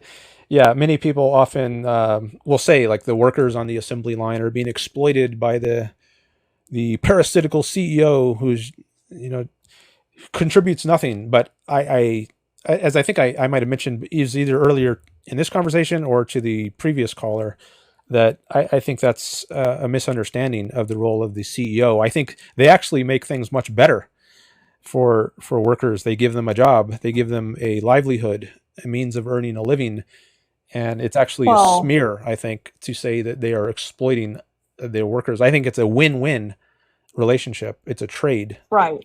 Yeah, sure. But better on what metric, right? So we're back to the normative question here, because it's better so long as you remain circumscribed within the normative dictates of capitalism. Sorry, my cat's attacking me right now, so I got distracted. She just jumped up and bit me. So it's better so long as we assume there is no other system than that of capitalism. And this is why I say that ethics and politics are co-constitutive, because what is considered morally good, morally desirable in a given society is actually circumscribed very much by the political and economic structures at play. So yes, I completely agree with you, as a Marxist, that in the context of capitalism, the CEO does make the life of the worker better insofar as he or she gives him or her a job. But my interest is not in simply what is possible within the given constraints of our current system. And Marx isn't either, because Marx's contention is that politics could operate a different way altogether, that these normative constraints don't have to be the ones that we are contending with in the first place. All right. Well, it seems like maybe you're saying there's a better system out there, but I think if that is what you're saying, I think that's a different issue from whether there are contradictions in capitalism. So far, I'm not persuaded that there is. I agree that you can sell your labor, but I wouldn't agree with the other part of it that says then you're exploited and therefore not free. So you're both free and not free. I'm not buying the second half of that yet, which I would need to in order to agree that there are contradictions in reality. Well, how do I say this? You're right. Yes, you're right. You'd have to buy the second part of that to buy that there's a contradiction. I think Marx's claim here would be the exploitation emerges from the structural factors of capitalism. So yes, it is true that you can give individuals a job, but the job does not pay the laborer the full value of their work. And that is by design in the structure of capitalism, because capitalism is motivated by profit, what you might call self-interest. I think this is one form of self-interest. Profit seeking is one form of self-interest. When profit seeking is at the center of a system, we have to create companies. We have to create like corporate structures in which individual laborers are not paid the full value of their work, because the work that is not being paid for, that is what's going to the CEO. Okay. So that's exploitation for Marx. So it's not a sort of it's not a vague concept, right? It's not yes, some people say, oh, the CEO, he's such a jerk. Is what I'm saying. I'm not interested in moralism. I don't care if the CEO is a nice person or a bad person. I'm completely uninterested in that, because the matter at hand is a structural issue in the political configuration of capitalism. And it is the logic of capitalism itself, rooted in profit seeking, which creates the exploitation. It has nothing to do with the, individual decisions of particular CEOs or particular laborers. Okay. Well, I guess I'm not persuaded of that part the logic of the Okay, system why? itself creates exploitation and Why is that? therefore lack of freedom. I mean, I said a bit about it before. I think it's the worker is benefiting. He's getting a livelihood. He voluntarily accepts the job. He doesn't have to take the job. Maybe you want to dispute that. We can talk about that. Sure. But I think the worker sees it as in his self-interest to take this job. And I mean, I think maybe you could look at it the other way and say, well, if he's being exploited, he's also exploiting the capitalist he's taking advantage of the job offer that the capitalist is offering him. He's exploiting the capitalist. I mean, in a kind of benign sense of exploitation, you could say that, but I don't see anything malicious or negative about the way the inherent nature of the system is. Well, like I said, I have no interest in, malice or the absence of it because I'm not interested in moralism. But I would want to dispute this idea that the worker is voluntarily taking the work. The alternative to taking the work is death. I would find that to be a highly coercive choice, if we could even call that a choice to begin with. Exploitation it's maybe, to put it another way, it's to take advantage of the survival interest of the individual laborer in order to make more money off of it. So I don't agree that the laborer is exploiting the capitalist. I mean, sure, they're taking the offer, and it's in their self-interest to do so, but it's in their self-interest to do so they don't die. I think I think it's a better alternative, but I don't think the only alternative is death. I mean, I think the default is like you're a caveman and you're back in the hunter-gatherer stage, and people survive like that. Not the best or easiest way to survive, which is why they eventually evolved to agriculture and then industrialized, and there was the factory system. But the fact that you can't get a job in a particular factory doesn't mean the only alternative left to you is death. And I think if we go to a solitary case on an island, one person alone on an island, Robinson Crusoe, if he doesn't work, he's going to die. So work or die is the alternative that nature confronts us with. It's not something that a capitalist or entrepreneur introduces. The entrepreneur makes that alternative better. Instead of having to be a self-sustaining farmer or a self-sustaining hunter-gatherer where you create everything you need on your own, you can just earn a wage, walk into a job, do your shift, and you have the kind of security. You're not taking the kind of risk that the entrepreneur is, who's putting up all the capital and might lose it all if his business loses out to a competitor. You still get your wages, but the capitalist, he's lost his business. So I don't think the only alternative is death. It's just a better alternative is taking the job than having to go back to the primitive kind of self-survival, self-sustaining survival that you have to do as a cave person. The capitalist doesn't introduce the matter of nature, but the fact of the matter is that nature is a part of the equation. So I don't think that we can discount the importance of that. If the capitalist makes a decision knowing that the alternative is to return to a sort of primitive state as an individual, the capitalist nonetheless makes a choice or presents a choice to the laborer that forces the laborer to choose between the primitive condition, which sure is not equated to death, but in most cases for most civilized people, it would mean imminent death. It would. And I think that's, I feel that at a certain point we're splitting hairs because, like you said, yeah, sure, in theory, it's possible for people to survive in primitive conditions. But I think we both know that, you or I guess I can't speak for you, but if you were to throw me into a primitive condition, I would be dead pretty quickly. I'm going to be honest about that. And I don't think it's just me. I've heard of plenty of people, who are interested, plenty of Americans from wealthy backgrounds who got tired of the drone of corporate life. I was just reading about a story about a very promising young white man from a wealthy family who died within 4 months of trying to live in the outbacks of Alaska. And so I don't think it's very free.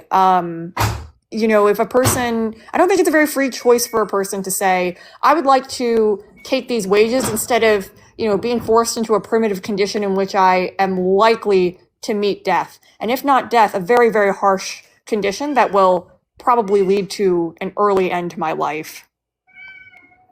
Well, that's, for one thing, that's not the only alternative. And I didn't mention, that was just the most extreme alternative to working for one particular person. But I think the more likely alternative is you work for a different capitalist, right? So if you don't get a job at one place, one factory owner doesn't want to hire you, well, you can go work at another factory, and they're competing for your labor, and they will actually bid up the price of your labor.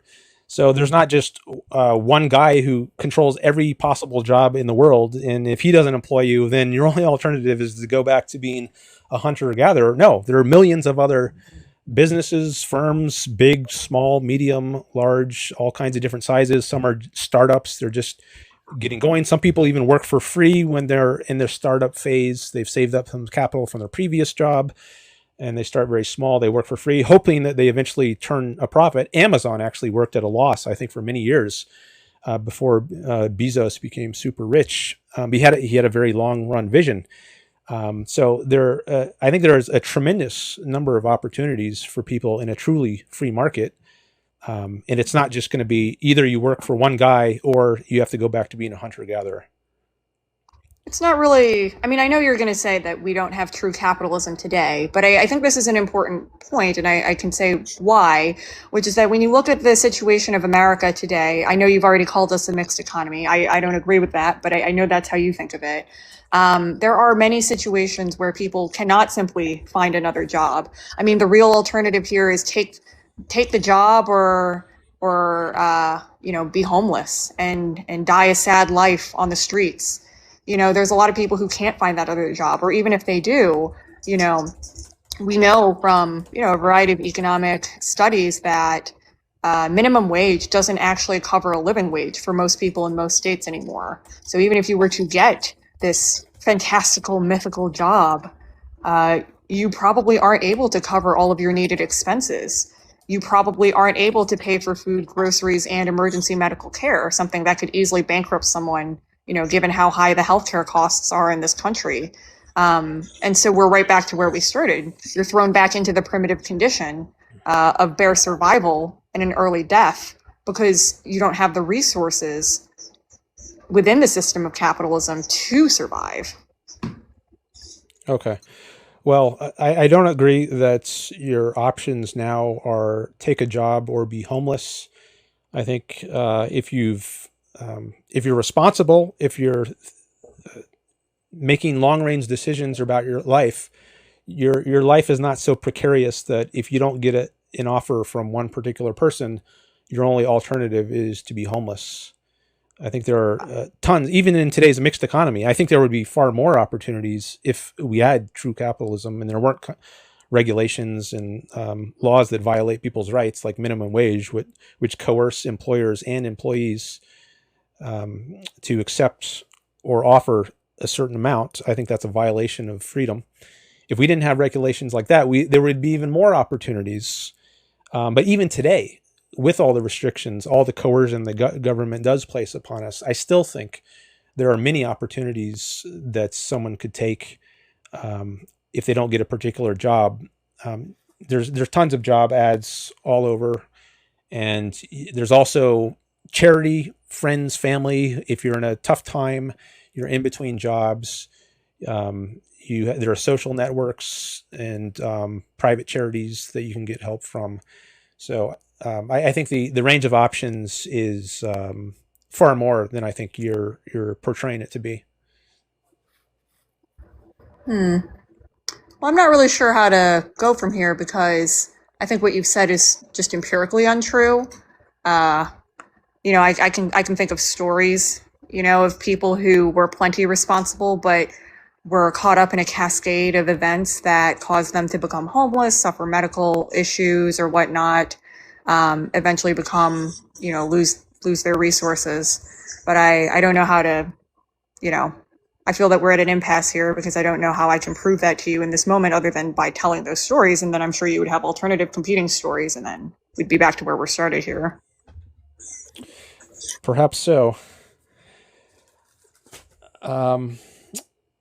Maybe I wonder if I should take a chat break and see what's going on in the chat. Let's. Thanks for all the likes. I see we still got some likes coming in, gifts, lots of views. Let's see. Funny D Valentine, are you still there? That was the one who. Oh yeah, you're still in the. Yeah, he's asking if he should come up. Okay. I think I probably should take his call. He's been patient, and I was going to take his call earlier, and then he gave away his spot to you. So if he's Yeah, still that's there, fine. yeah, I think I'll take his call. So thank you for coming up, Ray. I do appreciate the conversation. Yeah, thanks. Sure thing. Okay. Bye bye. Good to talk. Bye. Yep. Bye.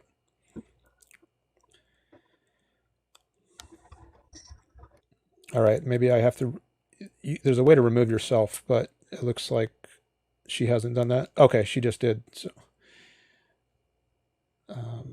All right. So, Funny D Valentine has been waiting for a long time. And I'm going to get you a call. Now, I don't know if I can do a call that's that long.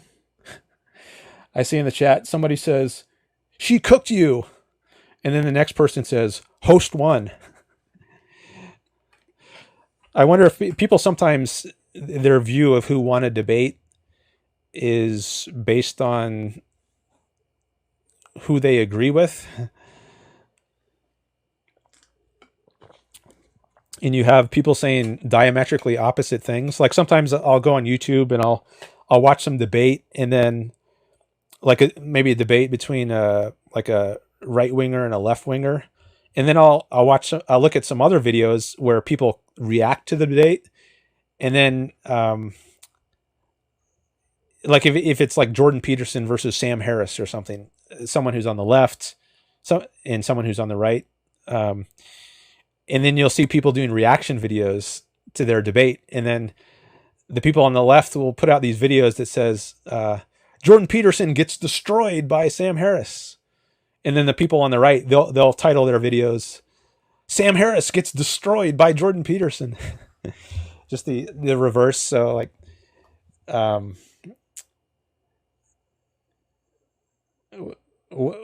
don't know that you can put much weight on what people say. All right. Well, thanks for all the chats. I wish I had time to read all these. I don't know if there's a way to save the chat. See, when I do my live streams on YouTube, the chat gets saved and I can watch it later because I usually don't have time to read all the chats during the live stream. But I would like to go back and read all the chats during this TikTok stream, but I don't know if TikTok saves it so that I could do that. Even if there was a way to do that, I imagine there would be far more chats to read than on YouTube. So I don't know if I'd have time for it, but I'd at least like to be able to do that. If anyone knows a way to do that, you can let me know. Okay, so let me bring up at least one more caller. I don't know. This is, I did not expect to stream this long today, but I really appreciate the engagements. So in the conversations, so I've been encouraged to continue. I want to get at least one more conversation in with Funny D Valentine, and I'm not sure how long it'll be. Might depend partly on how much energy I have, but I do at least want to give a little bit of time since he's been patiently waiting, or she. Okay, let me see if anyone sent me a PayPal. It doesn't look like it, because I said I'd give you some kind of priority if you sent me PayPal. I don't see any. Okay, Funny Valentine. Funny D Valentine.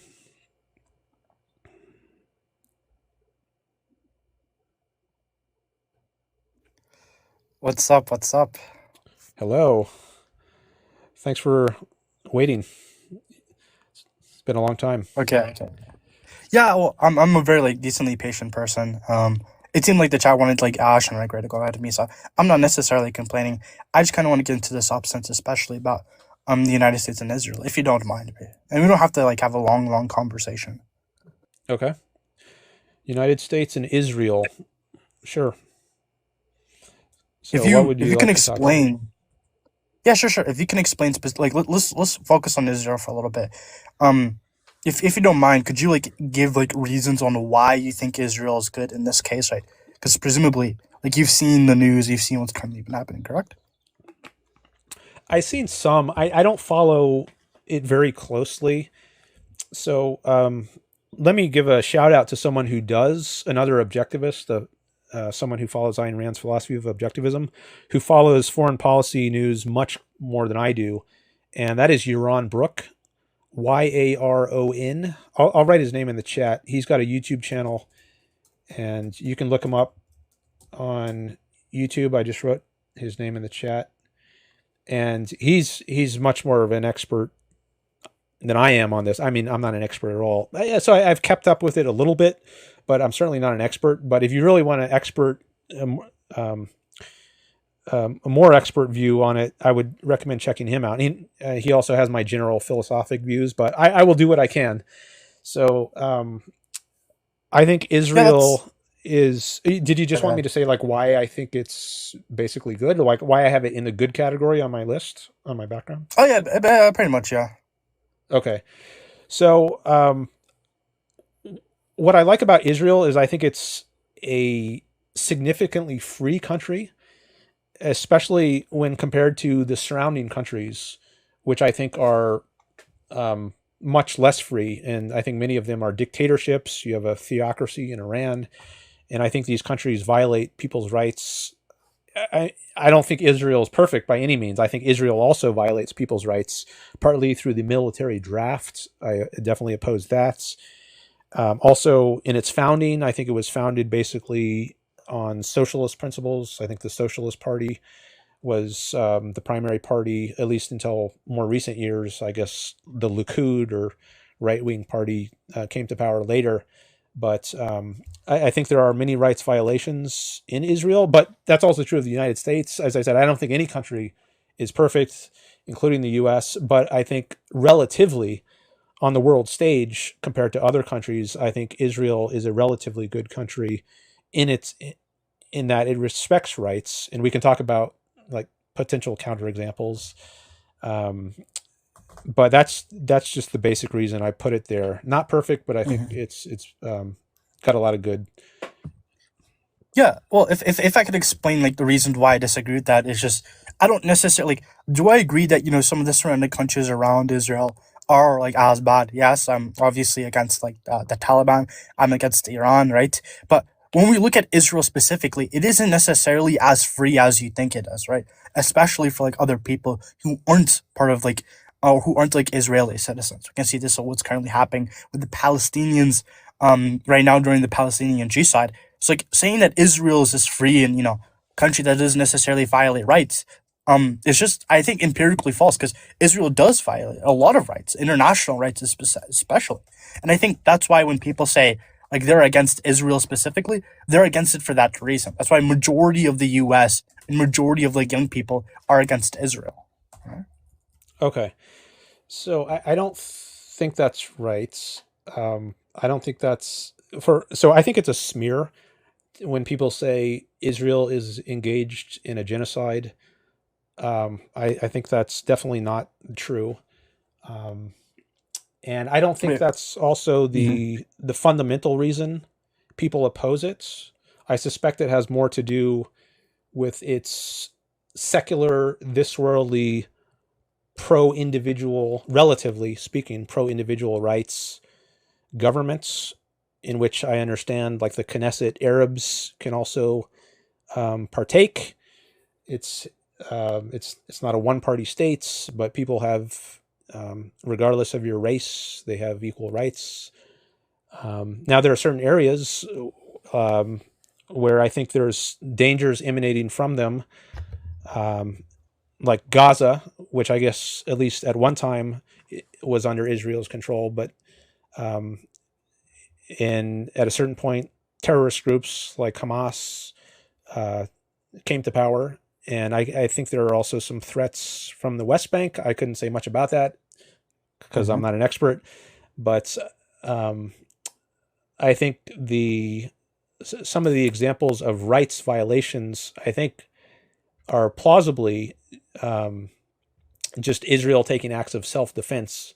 Like if they put a blockade around Gaza, for instance, I don't think they would do that if they didn't see if Hamas was not a threat to it and didn't have in its charter that it wants to annihilate the state of Israel. If it were a peaceful country, then I think Israel would treat it just like the U.S. and Canada. It would just be like a friendly neighbor. Yeah, go ahead. If I may, well, look, there's kind of like some problems with that, right?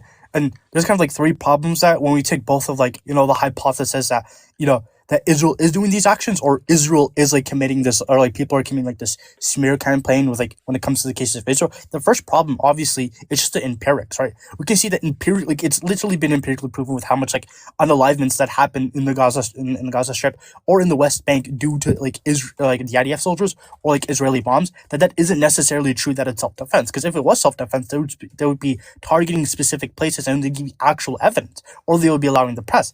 I think the second problem as well is that when we look at the probability of two hypotheses, let's look about like how many people like truly believe in these hypotheses.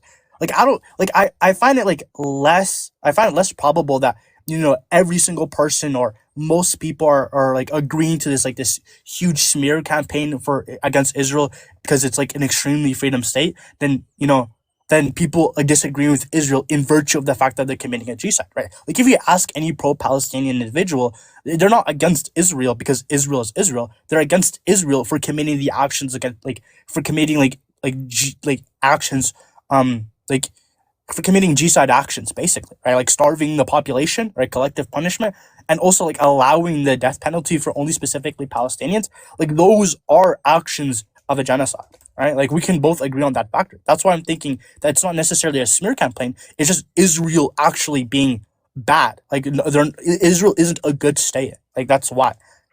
I think that's mainly why the people disagree with that. Okay. Well, again, I disagree. I think Israel does take a targeted approach. Now there is collateral damage. There are civilian casualties, but I don't believe that they are targeting non-combatants. I don't think they're trying to kill combatants.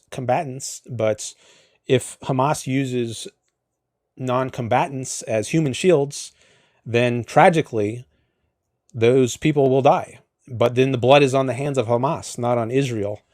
Mm-hmm. And the number of people I've heard that I've heard that Israel actually has killed proportionally much lower rate of people per something. I don't recall the exactly how the statistic goes, but they take more precautions, like they do roof knocks to alert people if they're about to bomb somewhere. And I take that as at least some of the evidence that they're not deliberately trying to kill innocent people. But it's hard to avoid that when they're hiding behind people as human shields.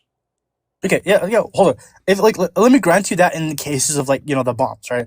Obviously, there are cases where there are cases I can bring up that doesn't actually paint that picture, actually paints the opposite picture. But let's put a pin on that when it comes to bombs. Let's talk about ground soldiers specifically, right? Like presumably, if an army is in a guerrilla warfare type setting, right? Most likely they would have to be trained to understand from a combatant and a non-combatant, right?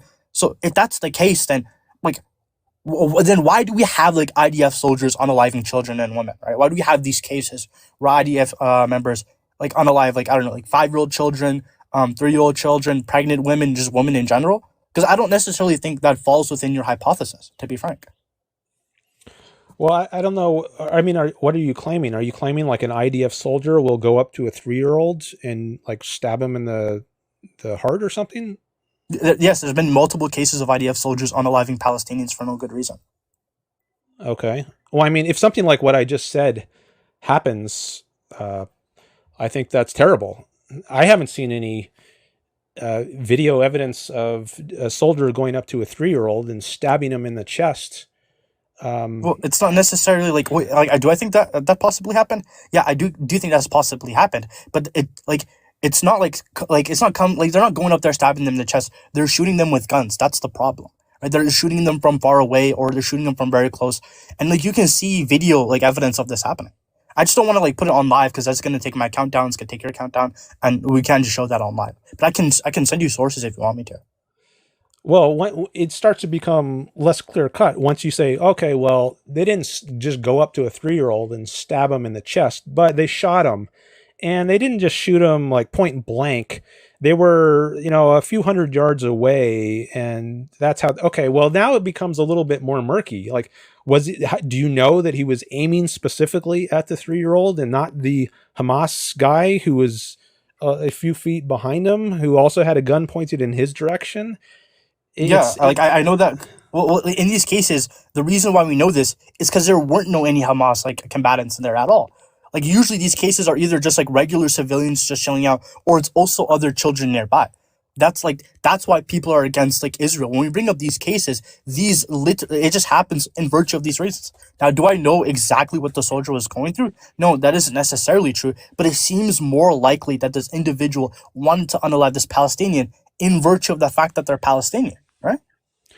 Like I can give you other examples if you like with other countries.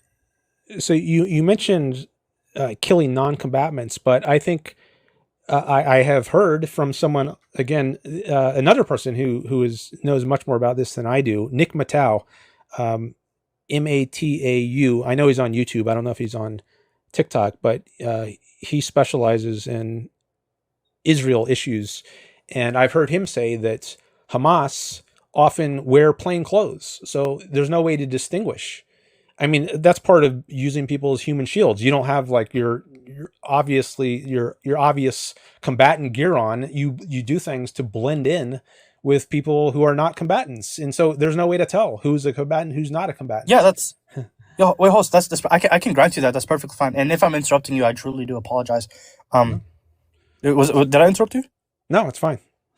Oh, okay. My because if I did, I apologize. But even if we grant that, international law states that if an individual is not an active threat right then and there, like holding a weapon, you can't unalive them, even if you're against, if you're in a war against them. We can see this with World War II specifically. Even like it was against international law to shoot Nazis if they surrendered or if they don't have a weapon on them, because that's illegal. They can't fight back in that form of matter, right? Even if in cases of those or with other combatants, right? You can't unalive them unless they're an immediate threat. That's why the Geneva Convention was created. That's one of the biggest reasons why the Geneva Convention was created. So cases like this, we can distinguish from an enemy combatant versus a non-enemy combatant. Okay. Well, for one thing, I don't think the rules of engagement are necessarily good rules. And I don't think there is some, single world government that gets to hand down what are the rules of war. I think each country is sovereign, and some are good, some are bad, some are mixed. But I think it's legitimate to take preemptive action. If you think that somebody is a credible threat, then you can preemptively shoot that person.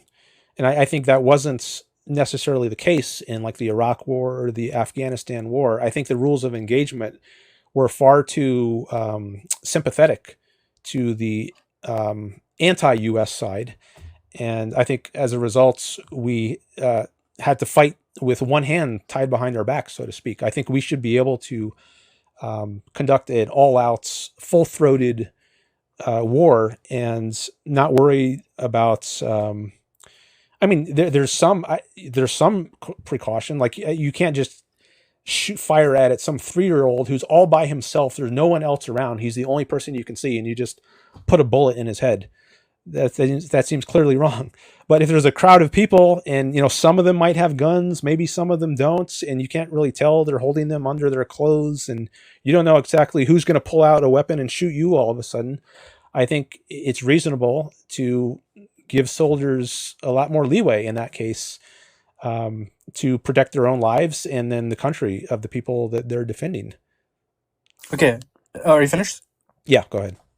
Okay, well, see, like, there's a huge problem with that, and the main problem with that is you're gonna unalive innocent people. Now, the reason why we give rules of war specifically is so we can avoid catastrophes like that happening. Like, what happened back in 2007, like the black truck incident where multiple civilians were just straight up slaughtered, right? We have rules of war to avoid that. Now are civilians going to be unalived in war? Absolutely. I'm not disagreeing on that factor. But when we can see that it's just such a large amount of civilians, and we can see there's such evidence that is stating that they're not unaliving these civilians because they think that, they're enemy combatants, then it seems like they're not like civilian casualties. It seems like they're doing this on purpose, especially when you add in other factors. And when it comes to like if I'm going to be honest, I actually heavily disagree with what you said about like if a soldier's like see this crowd or something, he doesn't know which any guy. Like, I think the soldier shouldn't do any action at all until he can clarify exactly who's in there and who isn't there, because without that goes into extreme harms. Okay, so I guess we have a different view on what rules of engagement are acceptable. Like, I think something like the atom bomb in Japan was acceptable. I'm certainly open to that. And many innocent people die. Now, maybe many of them supported the regime. Like, I've actually heard that polls of Palestinians have showed a majority of them actually support Hamas. So even if they themselves are not wielding the guns, they're at least on their side, morally speaking. So, are those people really innocents? Or the Japan case, maybe there are many people who support Imperial Japan, but if you can spare innocent Americans from having to do like a ground invasion by dropping a bomb, then I think that's acceptable. I don't think the primary goal should be victory, not to in saving the lives, protecting the lives of your own people, not sparing the lives on the enemy side. It's tragic when people who are innocent, there are some people at least on the enemy side who are not, who would welcome a liberating country to come in and overthrow the regime. I'm sure there are some people like that. And it's tragic when those people die. But I think they should understand, and I think they do understand, that their aggressive governments might have brought this fate upon themselves. And it's not the Americans' duty to like sacrifice themselves for the sake of the innocents in Japan or innocents in Gaza. So I think it's tragic, but I think it's just part of war, and I think it's unavoidable if you actually take seriously defending the lives of your own people. Okay, well, look, okay, I can like give, because I do think they're innocent, right? And I can give a really good example. Let's look at the children, right? During like World War II, like the Nazi children in those camps where like they're taught that being like a Nazi is good or something. I think those individuals are innocent, right? Because like, yeah, are they being taught bad things? Yes, but it doesn't necessarily like justify unaliving them, unless you think that it justifies unaliving them. No, but if the way to defeat the Nazis is to carpet bomb Dresden, if at least if that's part of the way, if by doing that you save lots of American lives who you would otherwise, I mean, I don't think it should be a pinprick kind of operation where you have to identify each individual and give him a trial and find out if he's one of the guilty Nazis or not. I don't think that's the way the criminal justice system works. I don't think that's how war works or should work. It's a more holistic kind of you're dealing with countries qua countries, not with individuals in the way you do in the criminal justice system, where you have to arrest someone and make sure you get you give justice to this particular person. That's not the way war works. So if you have to lose a lot of soldiers in order to not kill a certain number of innocent people on the other side, I think then you're prioritizing the enemy's population over your own. And I don't think you should do that. That would be a self-sacrificial or altruistic kind of war. rather than a self-interested approach. And I'm in favor of self-interest and egoism, not sacrificing Okay, yourself yeah, for well, the sake of others. okay, well, see, I think that's the main problem necessarily, because I think, right, when in cases of like war, right, especially when in cases of like, let's just say, quote unquote, a just war, right, I do think when in case like, I do think soldiers, right, are obligated, right, to like lay down their life for innocent people, no matter what country they're from. I think people are like, especially soldiers. I generally think soldiers are somewhat decently obligated to lay down their lives for innocent people, right? Now you may say innocent Americans, but I think innocent people in general, right? If you disagree with that, I can give you my argument on why I think that's the case. Okay. Yeah. I mean, Because I maybe don't that's think the main it's problem. the, I don't think it's the responsibility of American soldiers to defend the lives of non-Americans. I think the goal of the American military is to defend Americans. So Okay, they should that's perfect. prioritize Can I ask you a question? their own lives. But yeah, if you disagree with that, you can give me your argument. Okay, I'm really curious. If Japan never dropped a bomb on Pearl Harbor, do you think America should have like joined in the Allies during World War II? I'm not sure. I doubt it. I doubt it. So they I don't think they dropped the bomb. They flew kamikaze jets into Pearl Harbor, um, but I think that's a detail. It doesn't same effect. But no, I think if they hadn't done that, I don't think. At least right now, I'm not convinced it would have been in the interests of the U.S. to join World War II. So you think they shouldn't have joined World War II?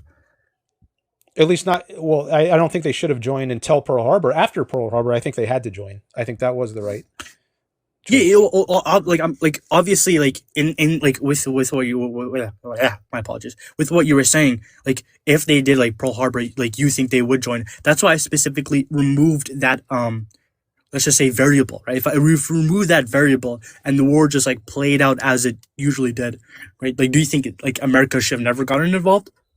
Because then I do have further questions. I guess I'm doubtful that it should have ever gotten involved. I mean, if it got to the principle here, I think is when does it become a threat to American lives or property? I mean, if it got to a point where, let's say Germany was doing kamikaze attacks on U.S. bases somewhere, then I guess I would say at that point U.S. should have joined. But prior to that, when American lives are not yet being put at risk, I don't think the U.S. military should get involved. Interesting. Now, I guess I can like move forward. Why do you like like strictly prioritize American lives versus the lives of everyone else? I think that's a good question. Well, I think that's the purpose of a government. I think the purpose of a government, the proper purpose, is to protect the rights of the people within the jurisdiction of that government. So the police, for instance, the police in a certain county, their responsibility is to protect the people in that county, and on a larger scale, the military is to protect the people in the entire country, not just a county or a state, but in the entire country from any outside threats. I just think that's the purpose of government. I don't think the purpose of government is not to protect people anywhere in the world. It's to protect a certain population. Look, well, the reason why I just like I agree that the purpose of a government is to protect the rights, but it's also it's a representation of what the people believe, right? That's why, like, especially in democratic governments, it is a representation of what people believe because people do vote for these things. So I guess the second question is, if the people believe, right, that the government should be involved in this, that the government at least shouldn't be like, I don't know, supporting Israel, right? That like, why do you support Israel if the majority belief is that? Well, I don't believe in unlimited majority rules. So if majority of the people vote to enslave black people. I don't think it's right to enslave black people. I think that would be a violation of rights. So I oppose unlimited democracy. I think ancient Athens is a classic example of this. Socrates was voted to death by the Athenian assembly because they thought he was going around corrupting the youth by engaging in philosophic conversations, and a majority of the Athenian assembly voted him to death. I think that's a violation of his rights to free speech. I don't believe in mob rule. I don't think just because a majority wants something, I mean, if a majority votes to lynch you, is it now proper for the government to lynch you? I don't think so. I think people have rights. Well, hold it. Wait. I'm not talking about like if it's moral or not. I'm simply talking about the sheer existence of the government, right? The reason why the Nazi government existed in the first place is because that was a representation of the German people's views. The reason why the Israeli government exists and currently doing their actions, because that's like a representation of the Israeli population. The reason why Donald Trump is his action is because that's not necessarily like majority, I guess, but that is somewhat of a representation of the American people's views. Same goes to every single country. Now, what happens with Athens, I disagree. Obviously, that was bad. I don't think that should have happened in the first place. But that's a representation of what what the population of Athens thought that was the case. So if I don't know, if America decides to like lynch me or something, if they vote for that, then yeah, they're doing a bad action. But that's just what the government is doing. Yeah, and that's a corrupt government, and I think that's a government that deserves to be overthrown. One that would allow something like that. Okay, so you think? Oh, hold on. So you think if a government allows like the unalivement of innocent people, it should be overthrown, correct? Yeah, I mean, if that's part of the principle of it, like the Civil War was. Then I'm really curious. Oh, sorry, go ahead. My apologies. I didn't mean to interrupt you. No worries. In the Civil War, the key issue was slavery, and I think the Confederate government deserves to be overthrown in the South. They didn't deserve to survive. So I think it was a just war. I think many things there. I guess I don't know much about just war theory, but I certainly wouldn't call the Confederate cause a just cause. I think they were fighting for injustice, and it was just to overthrow that government. Yeah, we can agree on that. Yeah, so I mean, if it's part of the principle of a government is to kill innocent people, like if it's written like in maybe the Hamas charter, maybe if that's an example. Well, I don't know if we want to get into that, but they want to exterminate Israel or destroy Israel. But if it's written into the Constitution talk about, that innocent people can be killed, I think that's a rotten government that deserves to be overthrown.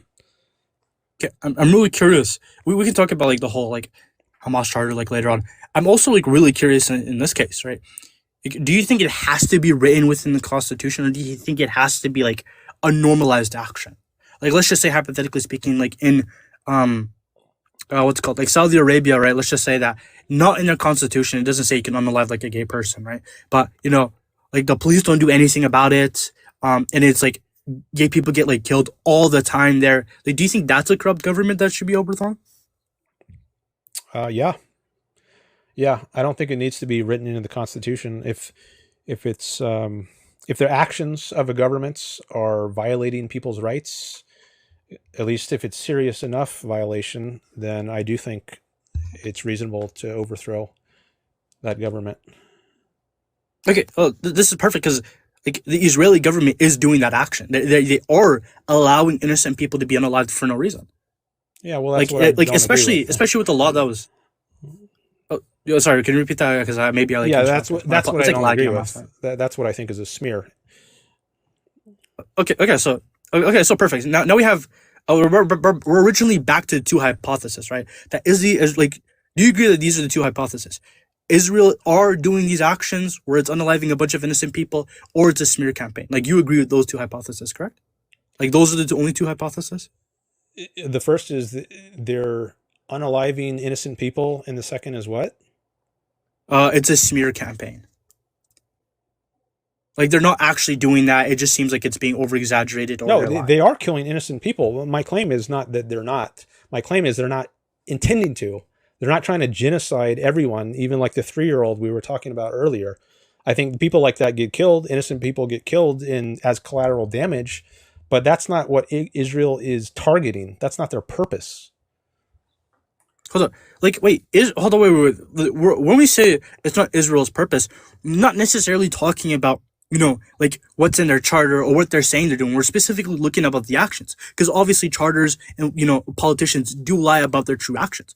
If it is the case that we see that there's a lot of civilians being unalived, starved, and also being kidnapped, then presumably, like, it is Israel's interest to do these actions. That's why during the Armenian genocide, right, we also said it was a genocide, even though the Armenian government, sorry, or I can't remember what government was, but let's just say the anti-Armenian government didn't necessarily want to unalive them.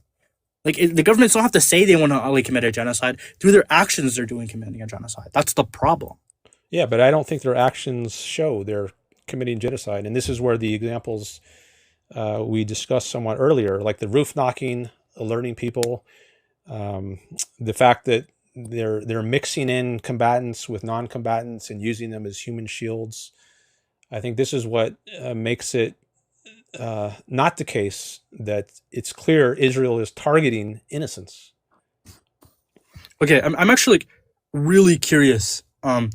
You say that they're knocking on doors saying, "Hey, we're gonna bomb this place," right? Roofs. The roofs. Yeah, like when they bomb a building, they would drop something before they do the official bomb to notify people inside that there's about to be a bomb.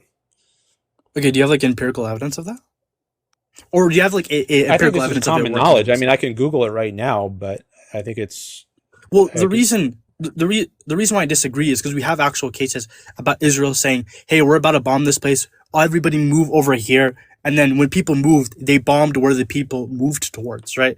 We have there was like a huge case about this like a year ago as well, or was it 2 years ago, when they kept on doing these actions. And I don't necessarily trust the Israeli government enough that they're gonna drop things on people's roofs when we see other actions. Well, I haven't heard of a case where they're deliberately targeting their bombs on people who have moved to a place where they said was a safe place. But if you have a link, I would be interested to see that, or if someone wants to put a link. I can give you the source if you want to. Sure. Okay. I'm just gonna get it. I'll be right back. Give me a second. Okay. All right. In the meantime, I'll take a look at the chat.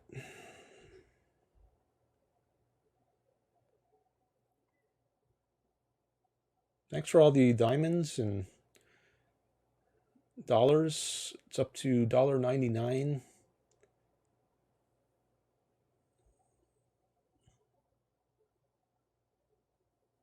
$75 new followers. Thank you. 12,000 likes. Thank you. 39 viewers. 22 gifters. Thank you.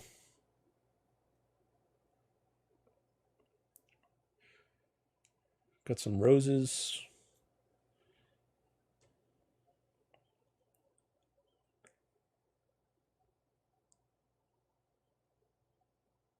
Some goats.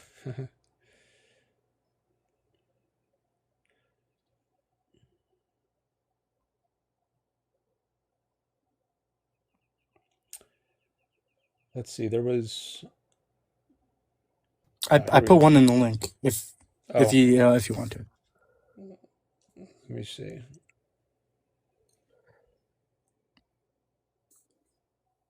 You can just like copy and paste and put it in the. Yeah, I can put it in the chat again if you want me to. Oh, I don't know anywhere else you could put it that I would see it.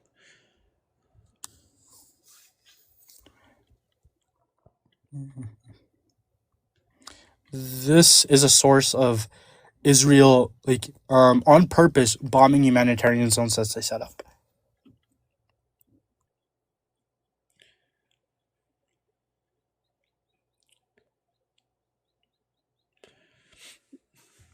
Did you put the link in the chat?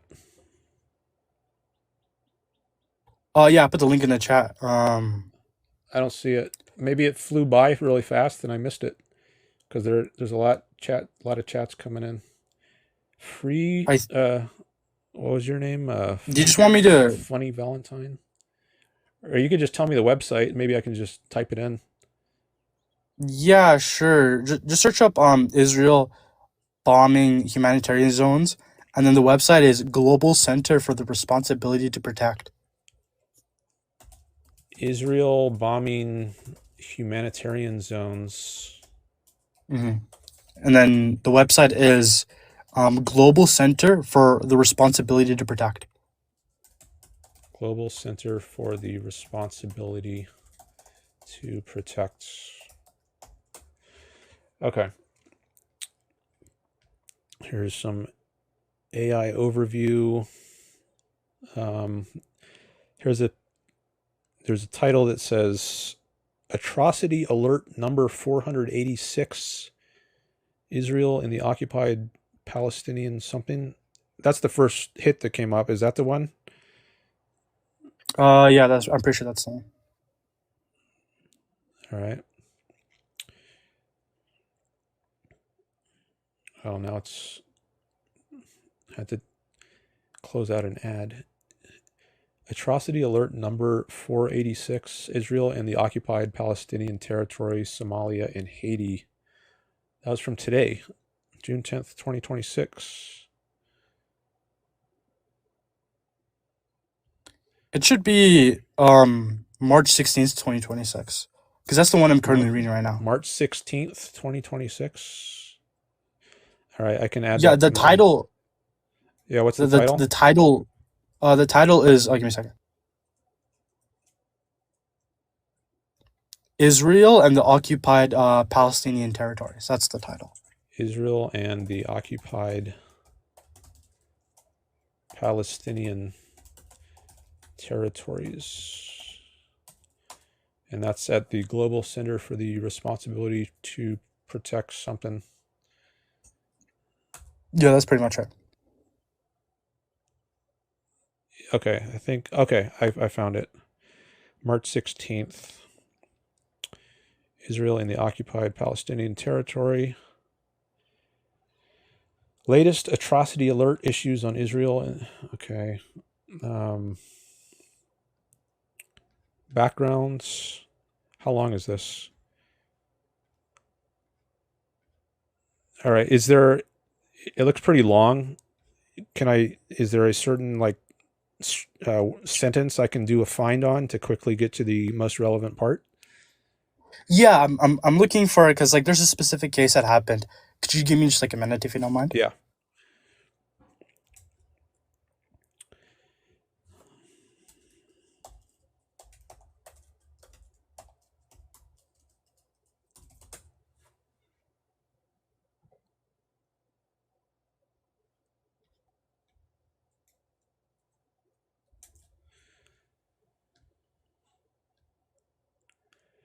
When did I start this live stream? Oh, it's 4 hours ago.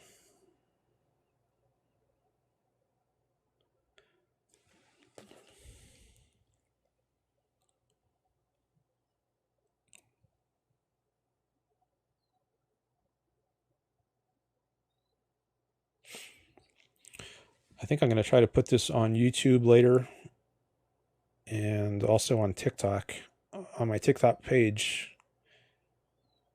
Although since it's longer than an hour, I might have to break it up into more than one video. It should be in the fifth paragraph. Fifth paragraph. The case. What are the first words of the paragraph?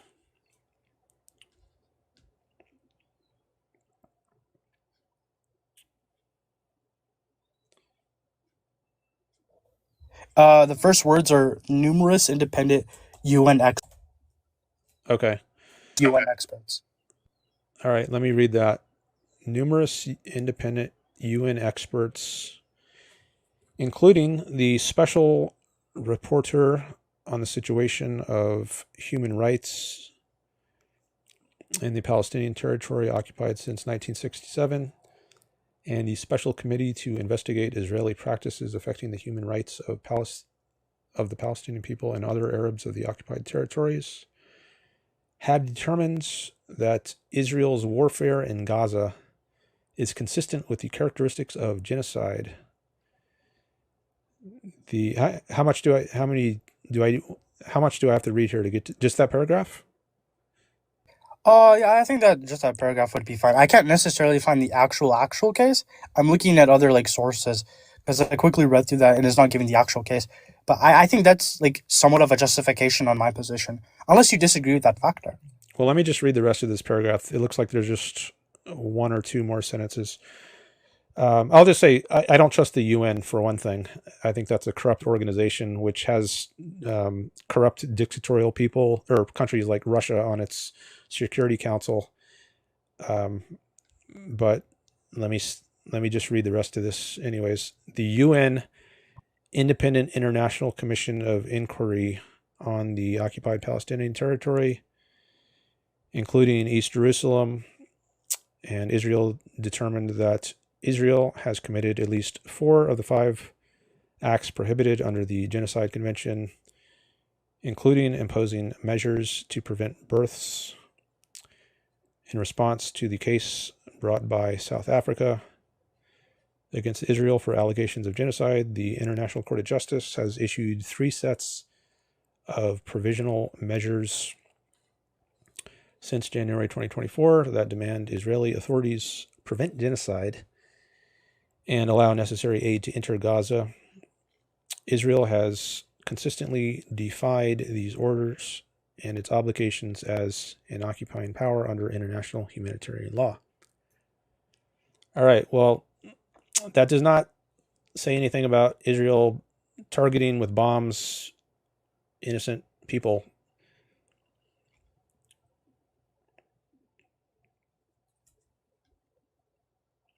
Sorry, can you repeat that last little part?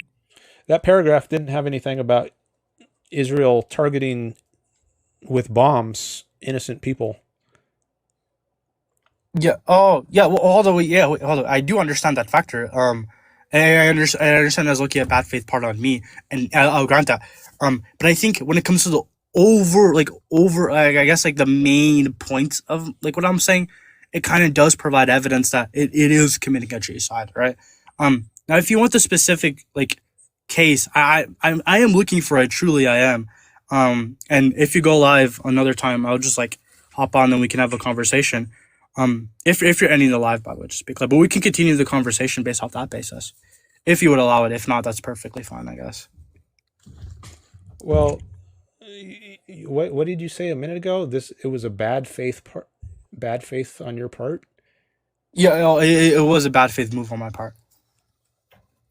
Because you said there was some story about Israel which turned out not to be there. Yeah, no, I still believe it's there because it was a huge controversy. It's just I can't provide it now, and then that's like bad faith on my part. That's why like I'm saying, I do think this source also kind of proves the overlining of what I'm saying necessarily. Okay. Well, so far I'm not seeing the evidence, and I guess this article doesn't help the case. But if you find something that does support that, I'd be interested to see it. But I think maybe we should bring it to a close. So if I'll give you Will you be live tomorrow? I was going to do a live stream on YouTube, not on TikTok, and I think I will do that. I often do really long live streams, like 6-7 hours, but since I did such a long one today, I might do a shorter one tomorrow. I'm not sure yet. I'll have to think about it, but I think I'll just like come on your YouTube. Like I'll just do that. I'll join your YouTube stream and then I don't know, call in, and then because by then I'll definitely have the source I'm talking about. All right. Or you could also just email it to me. There's a email address on my YouTube channel, and you can send it there. And I don't know like what the flow of the show is going to be, and I don't know if it's a topic I'll be going over tomorrow, but you can at least, and also I don't think you can put links in the chat on YouTube, but you can just describe it just like you did. You could tell me what words to Google, and I could look it up, and you could let me know that in the YouTube chat or in a comment on the video or by email. Mm-hmm. I'll most likely just email you, to be frank. If like to make it like a lot easier on my part and on your part. Are we heading to closings? Because I know you want to end the live soon. Yeah, if you have any last thing to say, you can have like 20-30 seconds. Or if you don't have anything to say, we could just end it now. Yeah, no, I just think it was a really good conversation. Thank you for having this conversation with me. And yeah, that's pretty much all I have to say. Okay, thanks for No, coming thank up. you for having me. Yep. Can you Appreciate drop it. me if you don't mind? What's that? I was asking, could you drop me because my phone usually glitches where Oh I can't yeah, like leave. yeah. I can disconnect up Thank here. you. All right. Thanks. Bye. All right. There goes Funny D Valentine. I think that was his name. All right. Well, let me take a look at the list here of current watchers. Oh, here we go.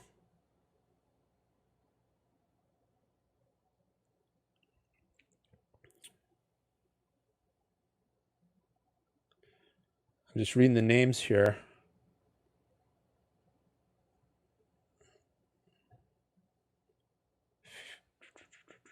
A few more seconds.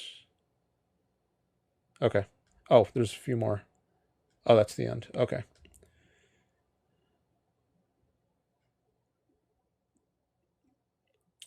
All right. Now let me look at some of the chats. During the call, as I've said before, I can't look at the chat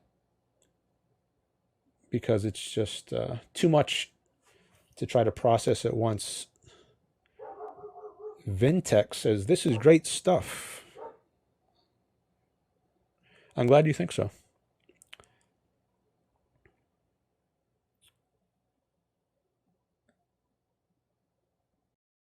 Someone keeps saying top G. I don't know if that's considered a slur, but I keep seeing that.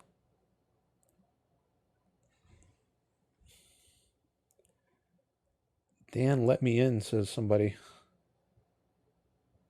All right. Let's stop with the top G comments. I've seen that like I don't know how many times. Dozens.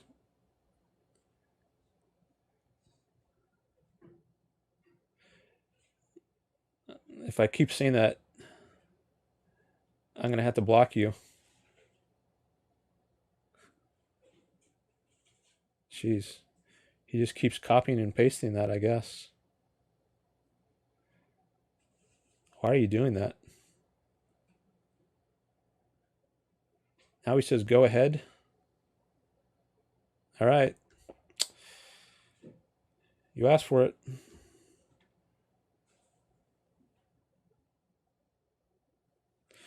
Actually, let me do one thing first.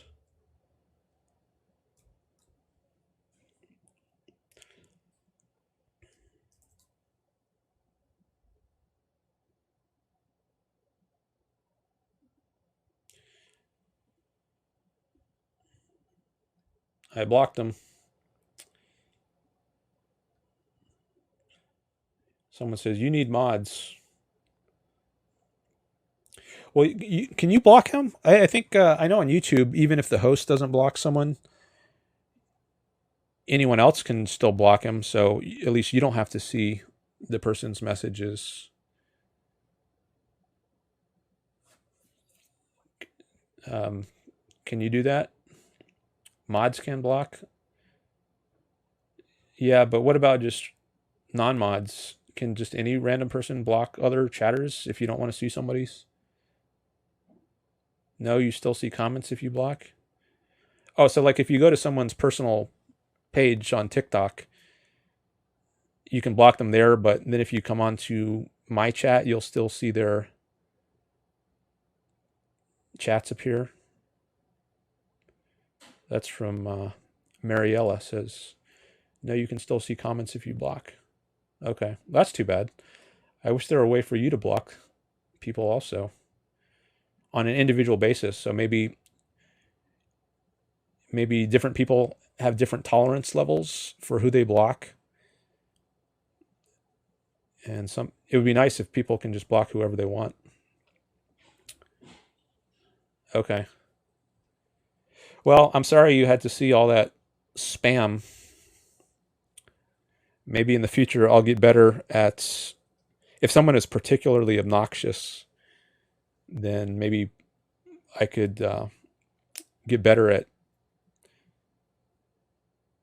blocking them during a stream. No, now I guess he came back with another account because now there's somebody else who's spamming the similar kind of thing. All right, now I got to block that person.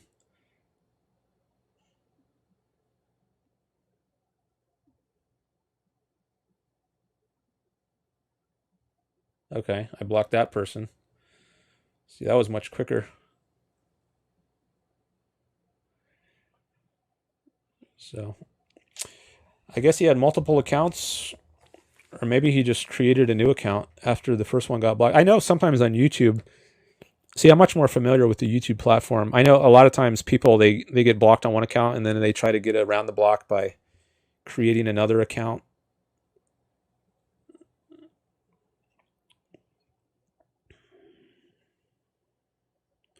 I got 4 people in the waiting room. I don't know if I can take any more calls.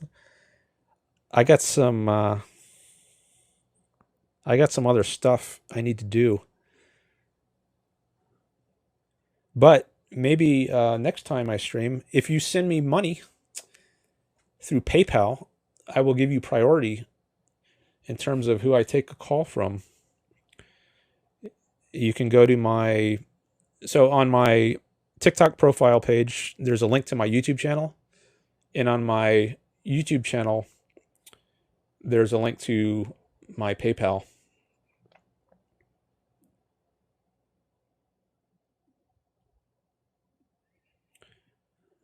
I just had to block another troll. I wonder how many accounts this person has.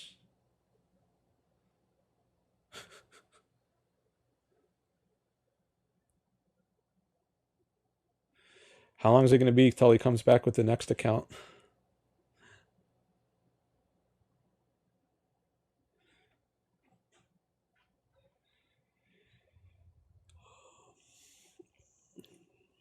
Are you taking any more guests? I don't think so. I think I'm done taking guests for today. Sorry. I appreciate your interest, though. Maybe another day.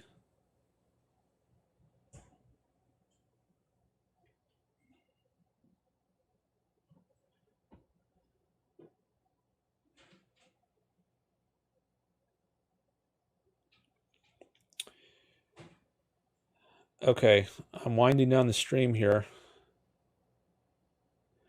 So I don't know when I'm going to do my next live on TikTok.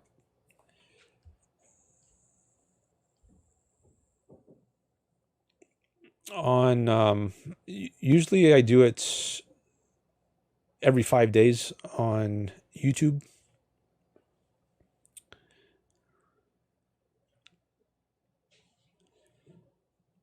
But now that I'm introducing TikTok into the mix, that might change things. So I'll have to think about what my schedule is, what my streaming schedule is going to be going forward.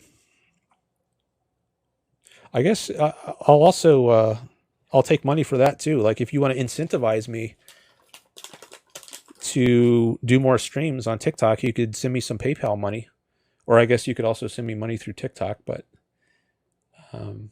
like on YouTube, they have what's called super chats, so people can attach money to their chats, and I guess there's something similar to that on TikTok. But right now, I'm making more money on YouTube, and I eventually want to make this my streaming self-sustaining. Oh gosh, he's back.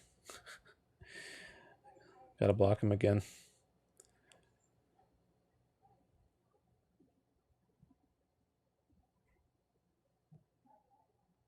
I think that's about the fourth time I blocked him. So right now I'm making more money on YouTube, but if I can make more money on TikTok, then maybe I'll do more streams on TikTok.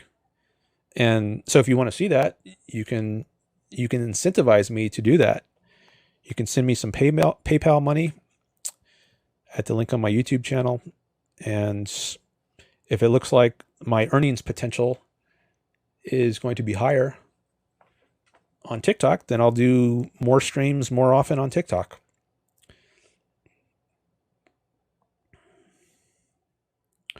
Dan, reply to comments that are questioning your view. Well, if I do that, I'll have to give very brief replies because I want to wind this down. You can listen to the whole stream later if you want. At least on, if I can get it to download and post on YouTube. I'm going to try that, I think.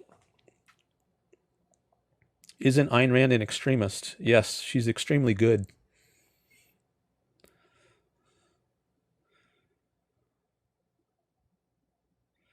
She's very consistent.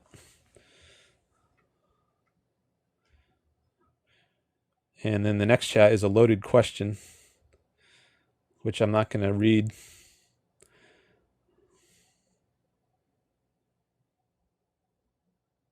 Now there's only one person in the guest request list. Same person who asked if I'm taking any more guests.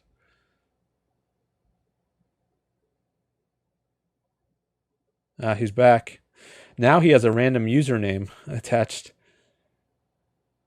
He doesn't. Maybe that's a sign that he's just created a new account. He didn't take the time to choose a normal screen name. He just has user and then a bunch of random numbers. So maybe that's one that he just created.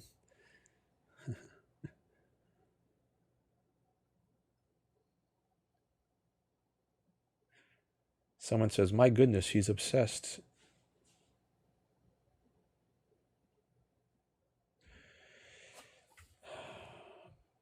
All right, so I don't know when my next stream is going to be.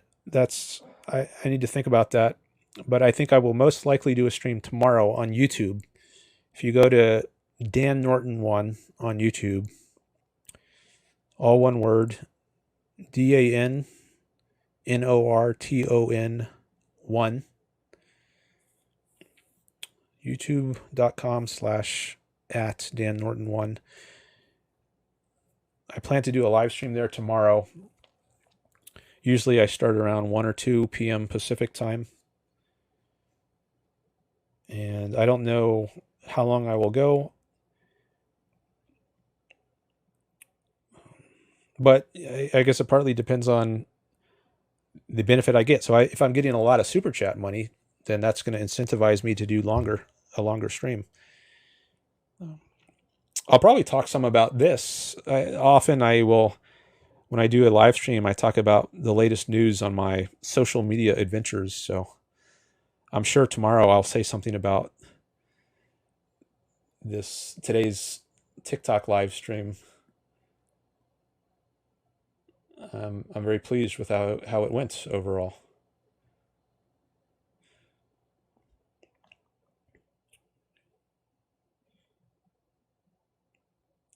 He came back. I think this is like account number 7 now, 6 or 7.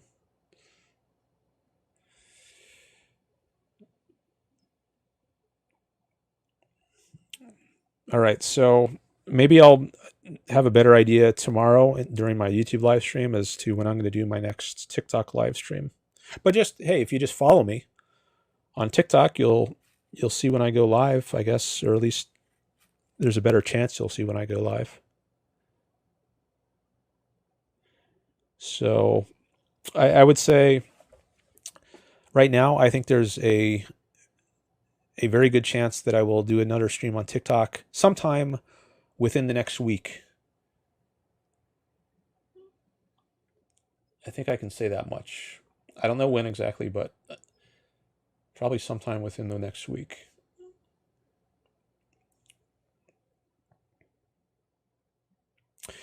Okay, I'm going to end it now.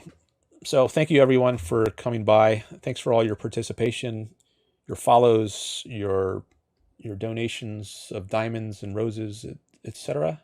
Your follows. And I look forward to doing it again sometime. All right. Bye, everyone.